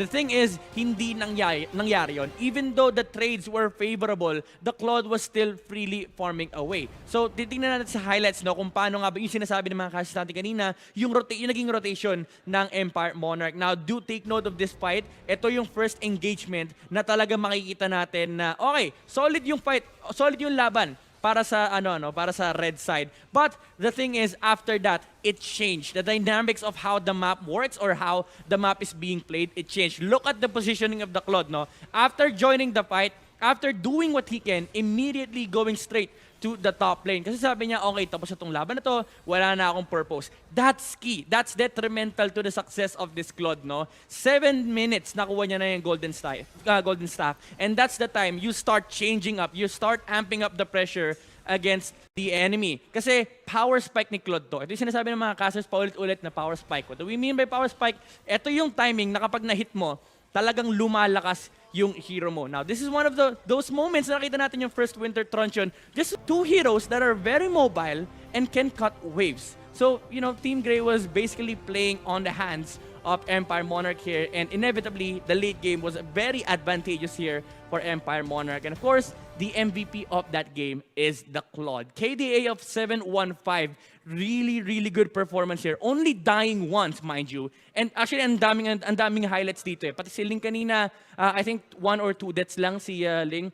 Really important as to how they manage to survive during these engagements. Very mindful of the skill usage as well. Yung BMI, yung Tempest of Blades ni Ling, actually pati yung Lancelot sa kabila, no, very commendable din. Si Draven, hindi namatay kahit isang beses. And it's really hard for a Lancelot to play this kind of game na ang daming sustain and yung kalaban mo very, very mobile. So, really commendable plays here from both sides. But of course, Claude being the MVP of that game, just farming up until the point na, okay guys, laban tayo for the success. That was the story of Game 1. Interested ako kung ano magiging... Great for Midnight to point out that Dre's got he's got the moves. Yep. He's got the skills. And he's got discipline. Yeah, he's got discipline, but doesn't feel like he has the team, which feels bad. Feels bad to say, but it's true. It looked like Draven was doing a majority of the carry work, but at the same time, there was no other answer. There's no other answer for the rest of the team. Yeah, the rest of the team just seems to be they can't find their chemistry just yet, or they can't seem to get their timings right with one another. And that's here. weird to say. Because we're already in qualifiers, man. Yeah, we're already in the qualifiers. It's weird to say. And you'd think by now that they would have things sorted out. But then, of course, the jitters could be there. This is a relatively new team. And, of course, even the most experienced of teams sometimes crumble under the pressure. So hopefully we get to see a stronger Grey Esports side here.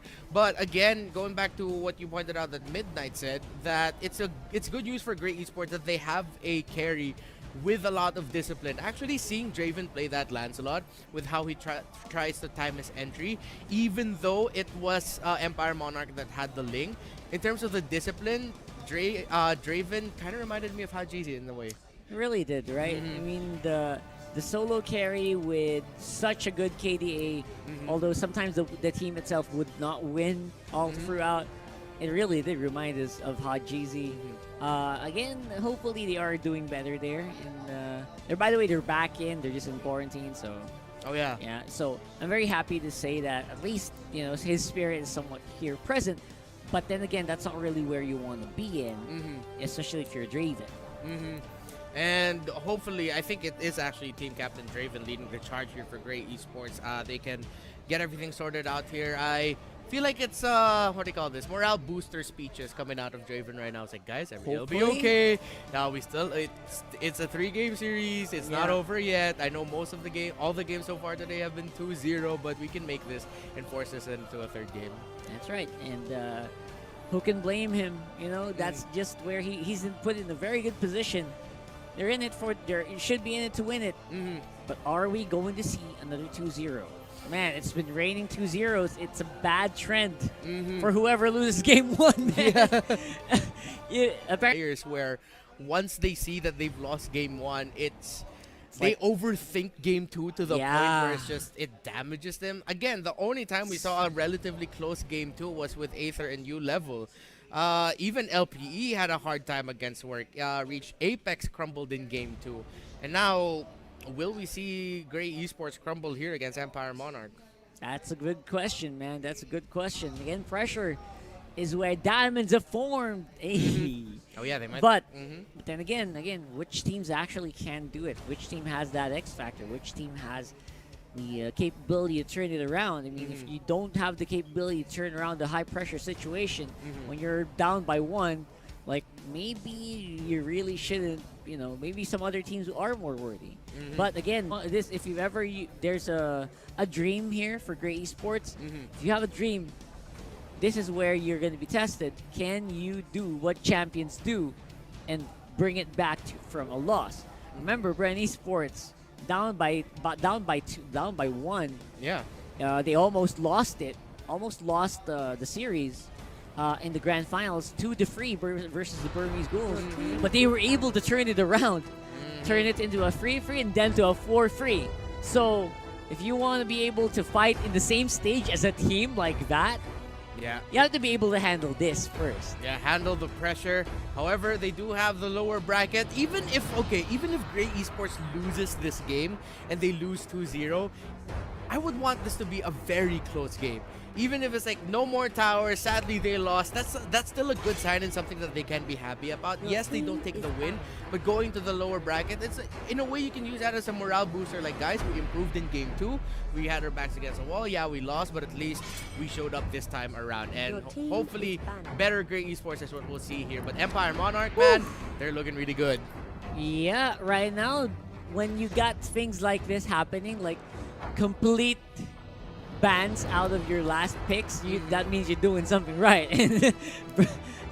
Empire Monarch, they're definitely doing something right now with just, not overreacting on the bans. Like, I think that's what Grey Esports is doing, which is a shame because these bans don't really make that much of a sense. That's leaving a lot of other stuff open for the taking here for Empire Monarch. Yeah, this could mean that, actually, that's a good call by Empire Monarch to take out the Isan Shin, because with having the Brody and then the Claude banned out really early here, great. That's a lot of carries taken out right away. Yeah. And Lance, Ling, Hayabusa, even the Benedetta's out, so that's a big target. And Ezreal's open. I have to admit, Grey Esports, they kind of maybe took Monarch by surprise here with that Esmeralda pick. The Hayabusa, that's a bit too early, but you're running out. Yeah, you gotta lock in the carries already, and I won't be surprised if they want to lock in the backshot too. Yeah, for me, that is absolutely fine. And Grey Esports' lineup is shaping up a lot better than what it did last game. I'm actually surprised that Grey didn't go for the Ling instead, considering that they're up against a Farsa. They could have. That's instantly something to give a Farsa a well, hard to be time. fair, Lancelot also has kind of that entrance available to him. That's true. The puncture and then the ultimate. It kind of can work, but more, I guess, reliant on the position of the minion wave. That's true. So Empire Monarch, big question is... It's risky to not pick up your carry here. Yeah. If you're going to pick Ling, just do it now because there's a good chance it's going to get banned out. Yeah, the question is Empire Monarch going to go up against a Ling, or they might even go for... Okay, yeah. There. Well, why not? Because, I mean... I was even thinking that maybe they'll pick up the Yuzong, but then the bans don't look good in their favor. 2 bans of one of them possibly a carry. That's not good sign. Yeah. So again, it's still a Ling and Lancelot that we're gonna be seeing here. And for the bans, for Empire Monarch, great that they'll force the Cho to go as the tank here. And again, going up against a Yuzong, if you're a Farsa, is just something that can be very difficult to do. Not impossible, but very difficult. Yeah. And they have a lot of reach with this lineup, by the way, for Empire Monarch. Front-loaded damage is what's up here for Grey Esports. Yeah. Got lots of good stuff going on with that Esmeralda with the Cho. Great pickup potential already. All you need is like one good mid-mage, like a Lo Yi or maybe a Veil, Valir, Chang'e. Yeah, any of those. Any of those actually can work here. And now Jawhead was the one banned out here for Empire Monarch, meaning that, yeah, it's something that could have given that Farsa a really hard time. They're already respecting that Grey might actually give this Farsa a really hard time. So they're just taking out a lot of that strong dive. And I think they're either taking out the tank options here for Empire Monarch, or for Grey Esports, either to force them into making the Cho the tank, or really force them into making the Cho a side laner, and then leave Grey Esports with an unfavorable tank pick. Yeah, probably that's a good possibility here. So now, no more tank, no more big tank picks, no more Sylvanas, no more Jawheads, means they might be forced into Atlas, which is fun. No, yeah. It's quite fun for me, at least. Other than that, what's a good one? What do you think? You know what? I'm starting to see the sense of that Atlas pick. If they make this like an Atlas Veil, Moksha that's gonna be a lot of already on the wombo side combo. Yeah, Atlas Veil is great. We saw the Atlas work really well with Esmeralda earlier with Aether main. What about Minotaur joke? Maybe not. Yeah, shout out to 10S Gaming for that. Yep. Oh! Come on! No way! Oh. No. They're really just trying to focus very too easy. much. This is very easy to dodge for a lot of these carries. Yeah. Chang'e's coming in. Yeah, thank you. Even Yuzong is fine, just not, please not the Galakacha, that's gonna be such an easy pick to counter. So now we have a bit better. Okay, Lunox. Yeah. Okay, for me, Chang'e was better, but Lunox is gonna have a hard time reaching the Farsa and reaching the Ling here. I think they went for the Lunox instead. It's sort of more of a conservative pick in a way that they know they have good dives in Empire Monarch. So understanding that the Lunox is going to be a big part of their lineup, they want to have a mage with a good escape tool. Of course, the Power of Order Brilliance is going to be there for the Lunox. So it's the less aggressive pick, and understandable why they'd want to go conservative here because, yeah, they're down a game. If they lose this, they're going to be going to the lower bracket. So I see the logic in that pick. But for Empire Monarch, for their last one here, they just need a strong frontliner. Maybe the Khalid. It's something that they're going to go for here. Right on cue. There we go. Perfect. Looks good for Empire Monarch. Yeah. I have no qualms whatsoever. The only qualm is that maybe you might, I don't know, Baksha in the mid lane might have, side lane Baksha might have worked. Yeah, he's back on it. It looks like, for me, this is going to be more of a closer fight than I thought it would be. Yeah, Great draft from Grey Esports. Yeah, it could Not be bad. a game number 3. And you know what? I really agree with you when you said that Baksha on the XP lane could have been better. Because going up against an Esmeralda, that's going to hit level 4 quicker than the Baksha will. The Baksha's gonna be busy roaming. So by the time Esma's level 4, Baksha, if he's not careful, is only going to be level 2 or 3, which means they're lacking on the Tortoise's Puissance that they need to get that reduced level up and rotate. Yep. Monarch. And of course, It'll be a good story to tell if they do win game 3, but game 2 is still what they need to go through here. And yeah, their draft much closer, can stand a chance. One thing that they have to be careful here is surprised aggression coming in from Empire Monarch, from Team SV. If that Khalid decides to give up a little bit of lane control, or the moment he hits level 4, he's just gonna go around, because I may be corrected once we get into the game, but it seems like he picked up an execute.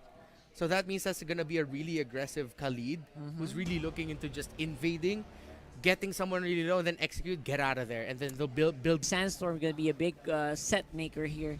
Again, I'm not sure. Empire Monarch looked like they had a lot of fun with the draft last game. They did a lot of unexpected stuff with that draft, with the very early spiking Claude. Yeah. Which we don't really see a lot. It went for Blazing Duets early on. Like team fight Blazing Duets, right? I mean, 3 times in a row. So... Yeah, usually we see Claudes really just staying in lane and not leaving. Saving it up, you know? Yeah. So maybe Empire Monarch just got some more surprise in store for us with this lineup. We'll never know unless we get into it. And you're right, this is going to be execute on that Khalid. And maybe they can ramp up Draven a lot faster this time around. Let's see if it's gonna work out this time for Grey Esports.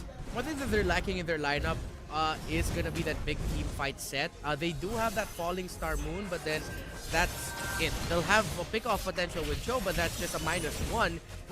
Their lineup actually looks like it could shine with a lot of group stuns. Speaking of getting stunned, Sekuno was just completely surprised. Now he's going to be forced to give up some levels in lane. Yeah, at least he's going to have to back off a little bit. There's still going to be Balagbag catching up on the experience, but again, you are getting pushed back. That's going to hasten up the clear for Empire Monarch with Berry.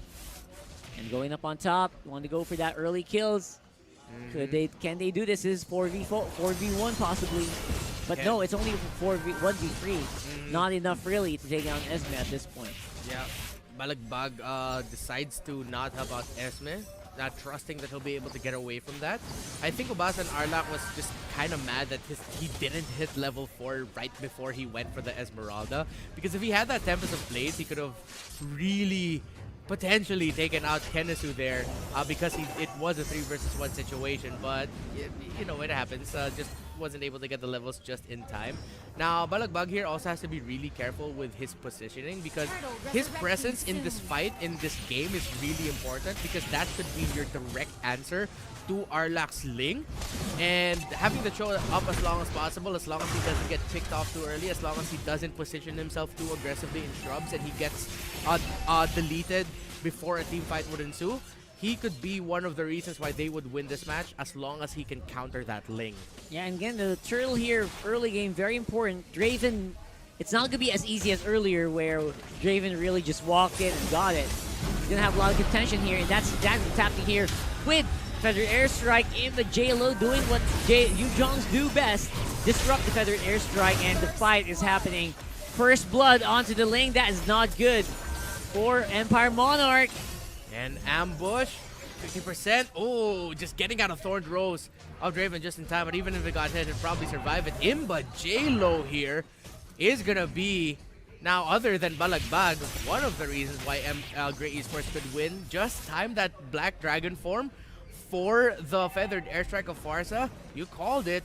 He wasn't able, Very wasn't able to make the most out of it because he was interrupted. Yeah, I think that was 1 or 2 strikes and he was out.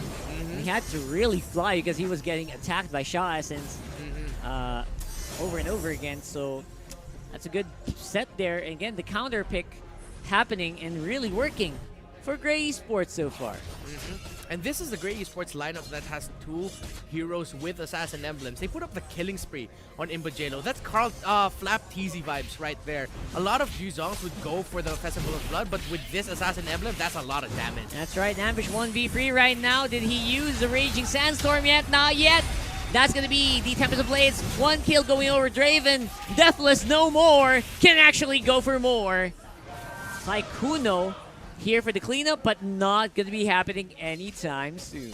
Great counter response there by Empire Monarch. Grey Esports. Looks like they had a sure kill in their hands, but they just dilly-dallied way too much.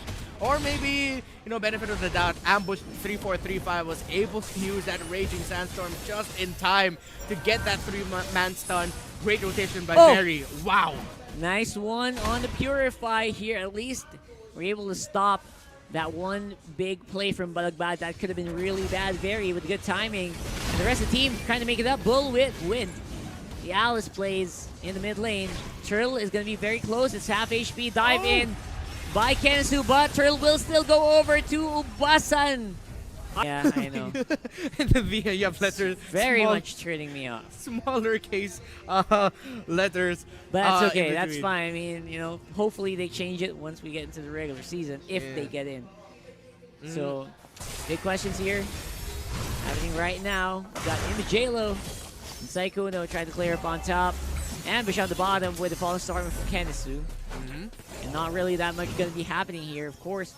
For the meantime, though, Necklace of Durance will be active onto Very. 2018 will only help and slow down the regeneration of this Yu-Jong and, of course, the Lunox and Esmeralda. Oh, yeah, that's a lot of people getting affected by anti-lifesteal. Yeah, so that's something Grey Esports has to respect, that, okay, since they actually went for damage on their Yu-Zong, he won't have as much lifesteal as he would if he had Festival of Blood. And we saw this earlier, the early picks of the Necklace of Durance, respecting the lifesteal or the regen capabilities of your lineup, it worked really well. It just slipped my mind which team it was. I believe it was Archangel who picked up on a Necklace of Durance really early with their Farsa. I think it was Escalera, and I think this is going to work out really well again for Very. Yeah, once more, again, the defensive Tempest of Blades was a little bit over eager here by Ubasan. So, ouch. Number 1 and number 2 not going to be hitting. Number 3 just for safety. And on the bottom lane, I think they're going to catch Kenisu. The shields are too much though. I don't think they're going to be doing as much damage as I think they would. Although they are zoning up really hard for the turtle happening in 10 seconds. Maybe try to get them low. Try to get them, force them to go back in the base. Could be the trick, but we're even on the almost even on the economy here, man. Yeah, And it just dawned on me that Empire Monarch just is chasing after that regen reduction. They already have the backshow with them, but then they said, you know what? One regen reduction isn't enough. We'll bring out two. Let's give a Necklace of Durance as well for Farsa. Though it sounds funny, it could actually turn out really well for them. I think it will turn out very well for them because I think if they're angry, you know, Bullwick can also do that. And that's going to be everyone reduced with healing. Yeah. Right now, though, it's everyone is swimming. Oh, my God. Turtle goes over to Ubasan once more. Timing on Tempest of Blaze is perfect. Although he can't really pull out the skills, he's going to lose that turtle buff. And that's one big thing lost. But Bullwick can get one more kill. Forces a flicker out. A Balagbag 1 for free. They can actually get even a lot more here with Ambush coming in to the fight. Saikuno, though, will be able to regen out. Bye. Goodbye. Beautiful hits with the execute.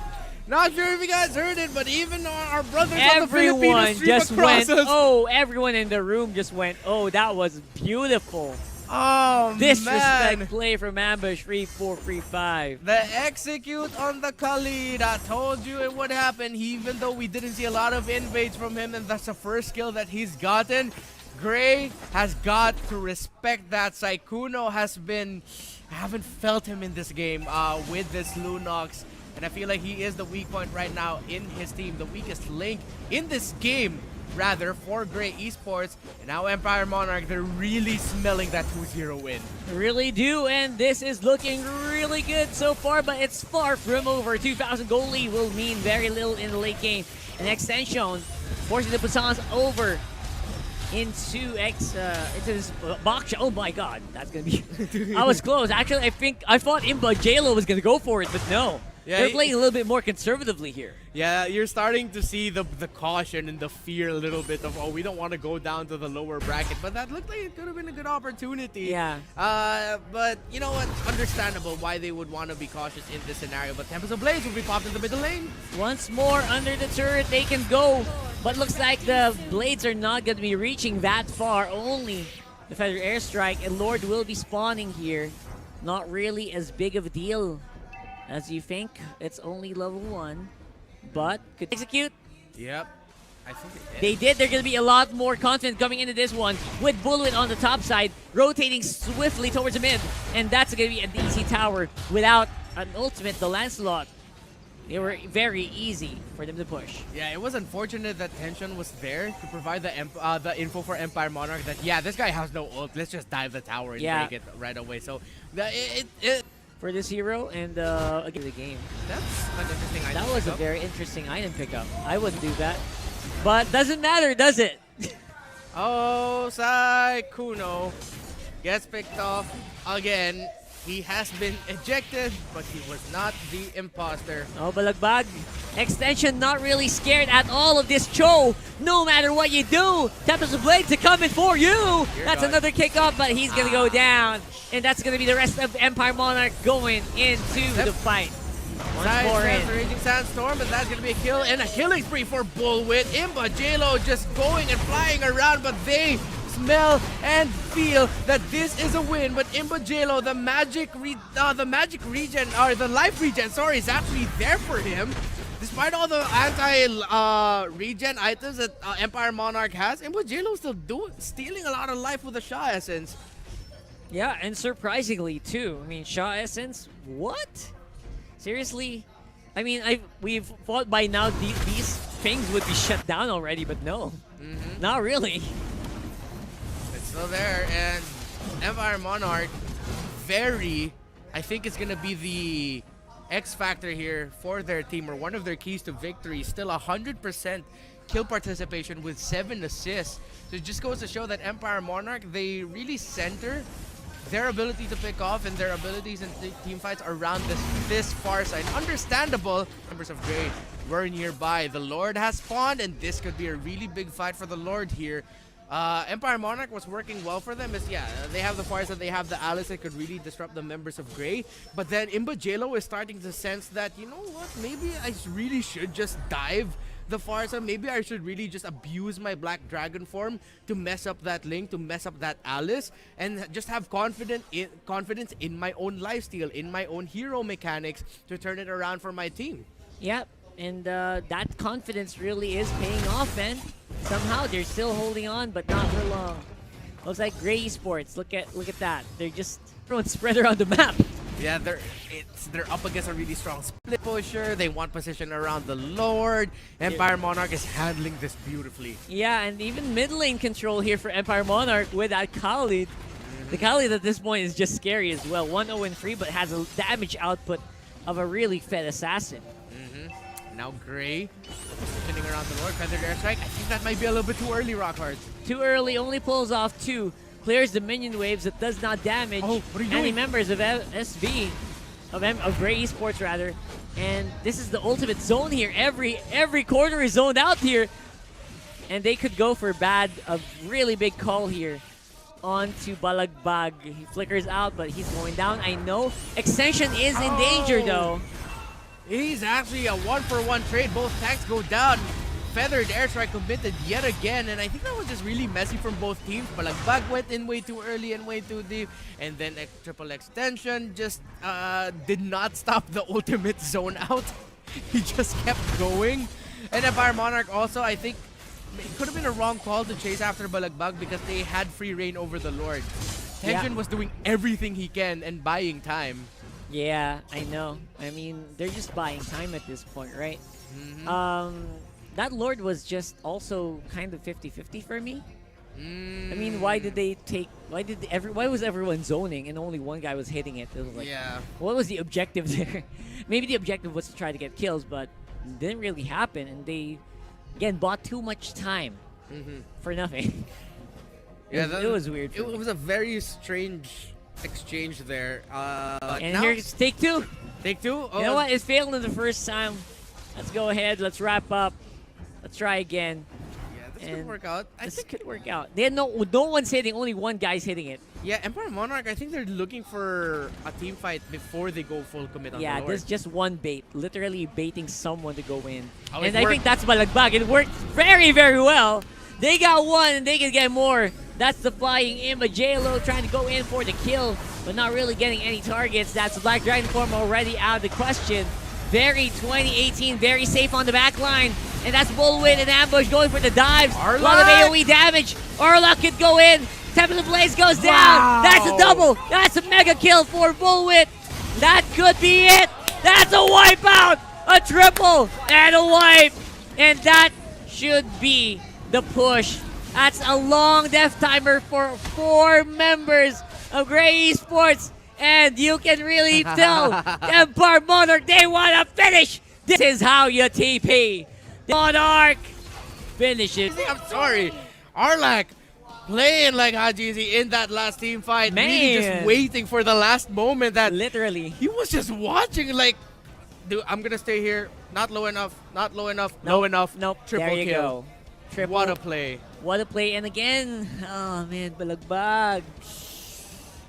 Twice in a row, he got caught out. Yeah. And again, you don't really give the tank set to that guy. I mean, sad to say. But right. It was out of sync again. He did it too much. Yeah, it was too much information. It was TMI. Oh man, I don't know, man. I felt bad for that, but at the same time, Gray Sports, they are still not out of count yet. They're gonna go in for a possible last try again, still, and that's gonna be Empire Monarch. Upper bracket, man. They secure the the upper bracket.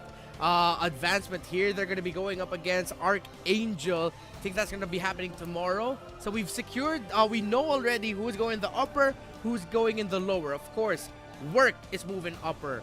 PvE, Patrick Verai, Aether Main is moving upper.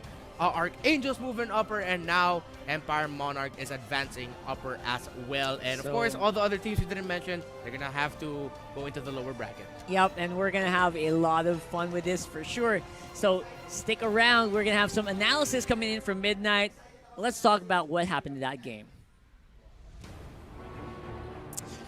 Thank you so much, casters. Time and time again, itemization and execution proves to be the key ingredients to be a successful team. And, you know, Empire showing up in this game with very well executed strategies. Once again, ano ba yung mga key ingredient dito for Empire to be able to win that game? Now, very first thing that the casters have mentioned, no, yung si halberd pickup ni Ling. That's very important for this team to be able to be successful. Now, there are two options for this team, no. Dalawa lang yung pupuntahan ni Ling sa game na to. Either he goes for the Demon Hunter Sword route, or bibili siya ng Deadly Blade tapos tatapusin niya yung endless battle. Essentially, para siyang fighter, no? Lalaban at lalaban yung Empire Monarch dito. Now, we're gonna look at the items here on our screens. Again, explain ko lang, dalawa lang yung pupuntahan ni Ling dito sa game na to. It's either mag-farm siya with the Demon Hunter Sword, continuously cut waves, and risk coming to the late game, or fight them head-on. And ang naging choice ni Ling dito is he went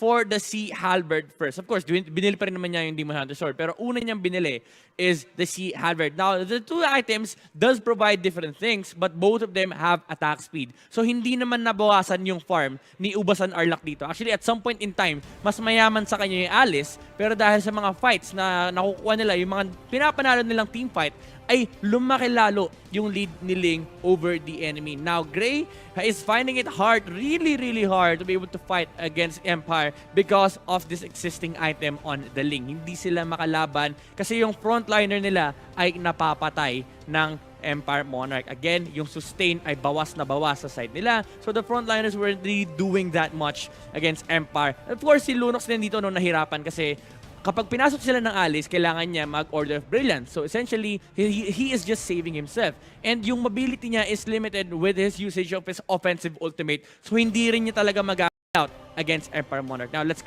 look at the highlights. There are a lot of things to take a look at here on this specific game. I would like to how important yung mga turtle steals ng Ling dito. Even though namatay siya dito sa specific clash na to, no, na miscalculate na yung buhay ng Lancelot and mali din yung pinuntahan niya sa Tempest of Blades. But Bullwit 16 is here to save the day with a flicker and usage of the second skill. Now, sa Ikuno on these clashes, again, wala siyang magawa. The mobility is very, very limited. We've pointed this out earlier on and hindi siya makagalaw. This is because of the fact na yung mga frontline heroes ay essentially hindi nag-exist sa side ng Gray because Ling would just switch targets and bahala na yung mga kapit niya mag-follow up. Essentially, parang ano siya dito, ang tingin ni Ling sa sarili niya earlier on was just reduce the HP or the sustain factor of the enemy and bahala na ikaw to clean up. Pero syempre, pagdating ng late game, important na yung magiging role ni Ling dito. No? Siya na actually yung taga-ubos provided with the information na binibigay ni Extension on the Basha. Actually, there was one specific clash na gusto kong makita. Here's the clash. No? Itong clash na to, nagsimula because of the Basha. He was providing the essential information for the team and napakaganda rin ng pwesto ni Farsa doon. Sabi niya, okay, nakikita natin lahat ng heroes, labas na natin yung ultimate. Kahit puntahan nila tayo, hindi sila pwede lumapit kasi nga nababox out sila mismo nung existence ni Ling, and that is what made the game a lot harder for Team Gray and easier naman for Empire. Pero medyo matagal-tagal yung game, no? It still was close enough to be classified as an exciting game. Now, the MVP for that game is definitely Extension. No? Dapat talaga i-extend yung kontrata nito ni Basha. We've seen this earlier on our series. Sobrang importante ng mga ganitong klaseng players. They collect information, and this information, yung mga teammates mo kapag pre-process yan, tsaka kayo nakakagawa ng plays. And that's the thing with Empire Monarch. They've always been good at controlling the map information na binibigay niya ay nagagamit ng kanyang teammates. So if you want to be able to make plays like this, no, act like this guy. Bigay nyo lahat ng information na kaya nyo and siguro practice Basha, no? Kasi Basha is really a good hero with this job, no, collecting information. And I'm really excited to see more of these games of Mobile Legends casters. Kayo ba? Excited ba kayo? I'll be honest, I'm super excited by what they did here, and again, the possibilities for this team is very much endless. Yeah. Oh man, Extension, we didn't talk about him much, but I agree with Midnight there. The information game was what gave Empire Monarch the edge here. And all that he said, the information, all the shot calls, I believe he might be the shot caller there. I see it happening because they really did center their movement around where Baksha was at the map. Yep, and again, smart play, smart decision-making. It was not an all-in lineup. I mean, there were some points where Ubasan was going to be hesitant. Yep. There were points where Ubasan had to be patient for them to get maximum effect. And they were able to find those opportunities, surprisingly, very easily coming into this matchup. Was it because, maybe the enemy was a little bit impatient? We saw some of that as well. Yep. Maybe. But whether this or that is the case, the thing is, they are winning. They did win 2-0, and they are going to be moving forward into the brackets. So we're very close to this next one is going to be match number 5 today. So we've had a long day already here, and it should only get better anytime soon. Yeah, because now for the next 2 matches, the last 2 matches of the day, we're going to be seeing 2 teams eliminated from the qualifiers. Will it be LPE? Will it be U-Level? Will it be Panda? Or will it be Gray? A lot of questions, but it will be answered when we come back.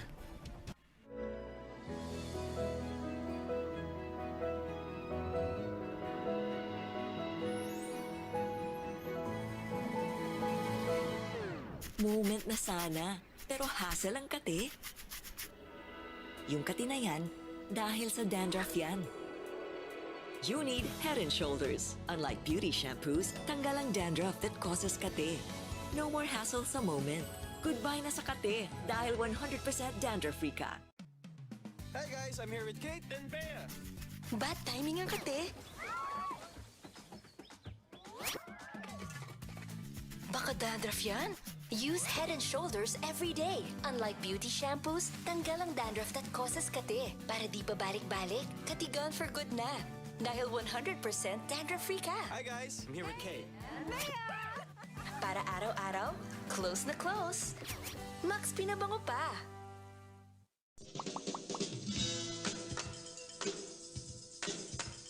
Hi everyone, this is Catherine Bernardo. At ako naman po si Daniel Padilla. Guys, may Paymaya na ba kayo? Kung wala pa, dapat mag-download na kayo sa Google Play or App Store dahil ito na ang pusong pangbayad ngayon.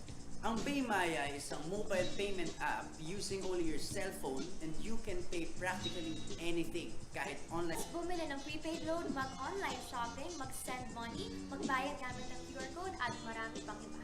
Pero ang the best part dito ay may balik-bayad ka pa. Each time you use Paymaya, may balik sa'yo na cashback at rewards, kaya sulit ang oras mo dahil hindi mo na kailangan pumila and you can just pay using your app anytime, anywhere. Kaya guys, huwag kakalimutan, pag may babayaran ka, don't pay cash, pay Maya.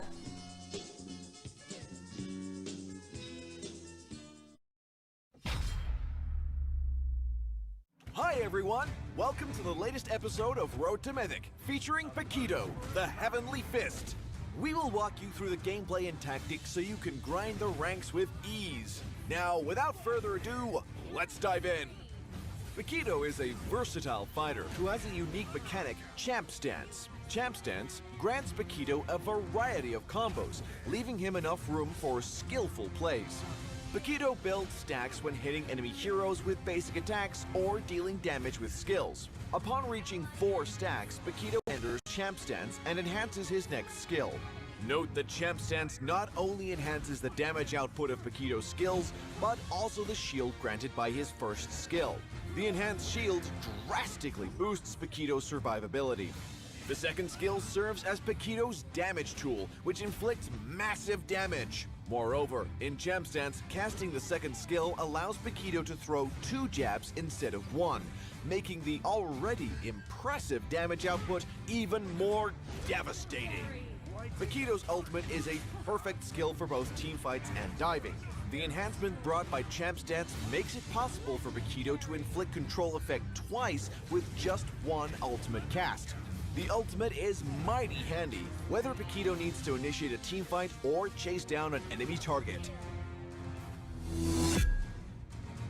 Since Paquito is an agile fighter in possession of various combos, we highly recommend this set of equipment, as it ensures good survivability while boosting his damage output. Prioritize Bloodlust Axe, as it drastically increases Paquito's endurance and cooldown reduction. Next, Warrior Boots would be a perfect choice to get some extra movement speed. Blade of the Heptazes and Endless Battle are next in line, as their passive further enhances Paquito's basic attacks. Lastly, Queen's Wings and Immortality will help Paquito exert dominance in teamfights while staying alive and well. Note that once Champ Stance is active, all Paquito's skills will finish their cooldowns. Whether you're going for damage or a contric attack helps him stack up for Champ Stance. He then quickly follows up with heavy left punch and basic attacks to complement the damage. When Paquito enters Champ Stance, he casts the enhanced jab to deal explosive damage. When the team fight breaks out, Paquito cuts into the enemy formation with the enhanced jab. Next, he casts Knockout Strike to control the enemy crowd and follows up with a jab cast right away to stick to the enemies. After a cast of Knockout Strike, enemies are once again controlled. Paquito grabs this chance to inflict damage with heavy left punch and gains a shield for the later pursuit.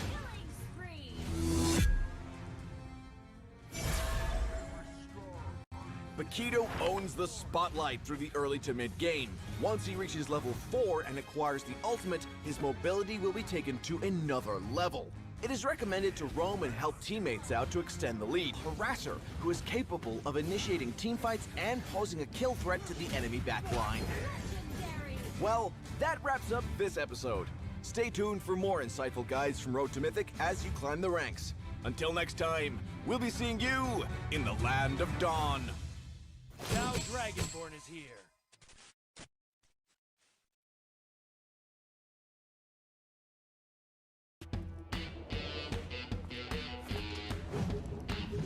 Fight!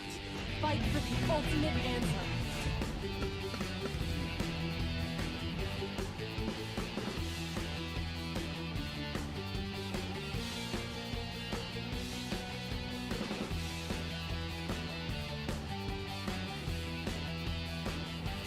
A warrior's strength. You have slain an enemy! Monster kill! The past is the black! You have slain an enemy! Killing spree! The legendary! The past is the past! A true warrior would give life to the things she wants to protect. Double kill!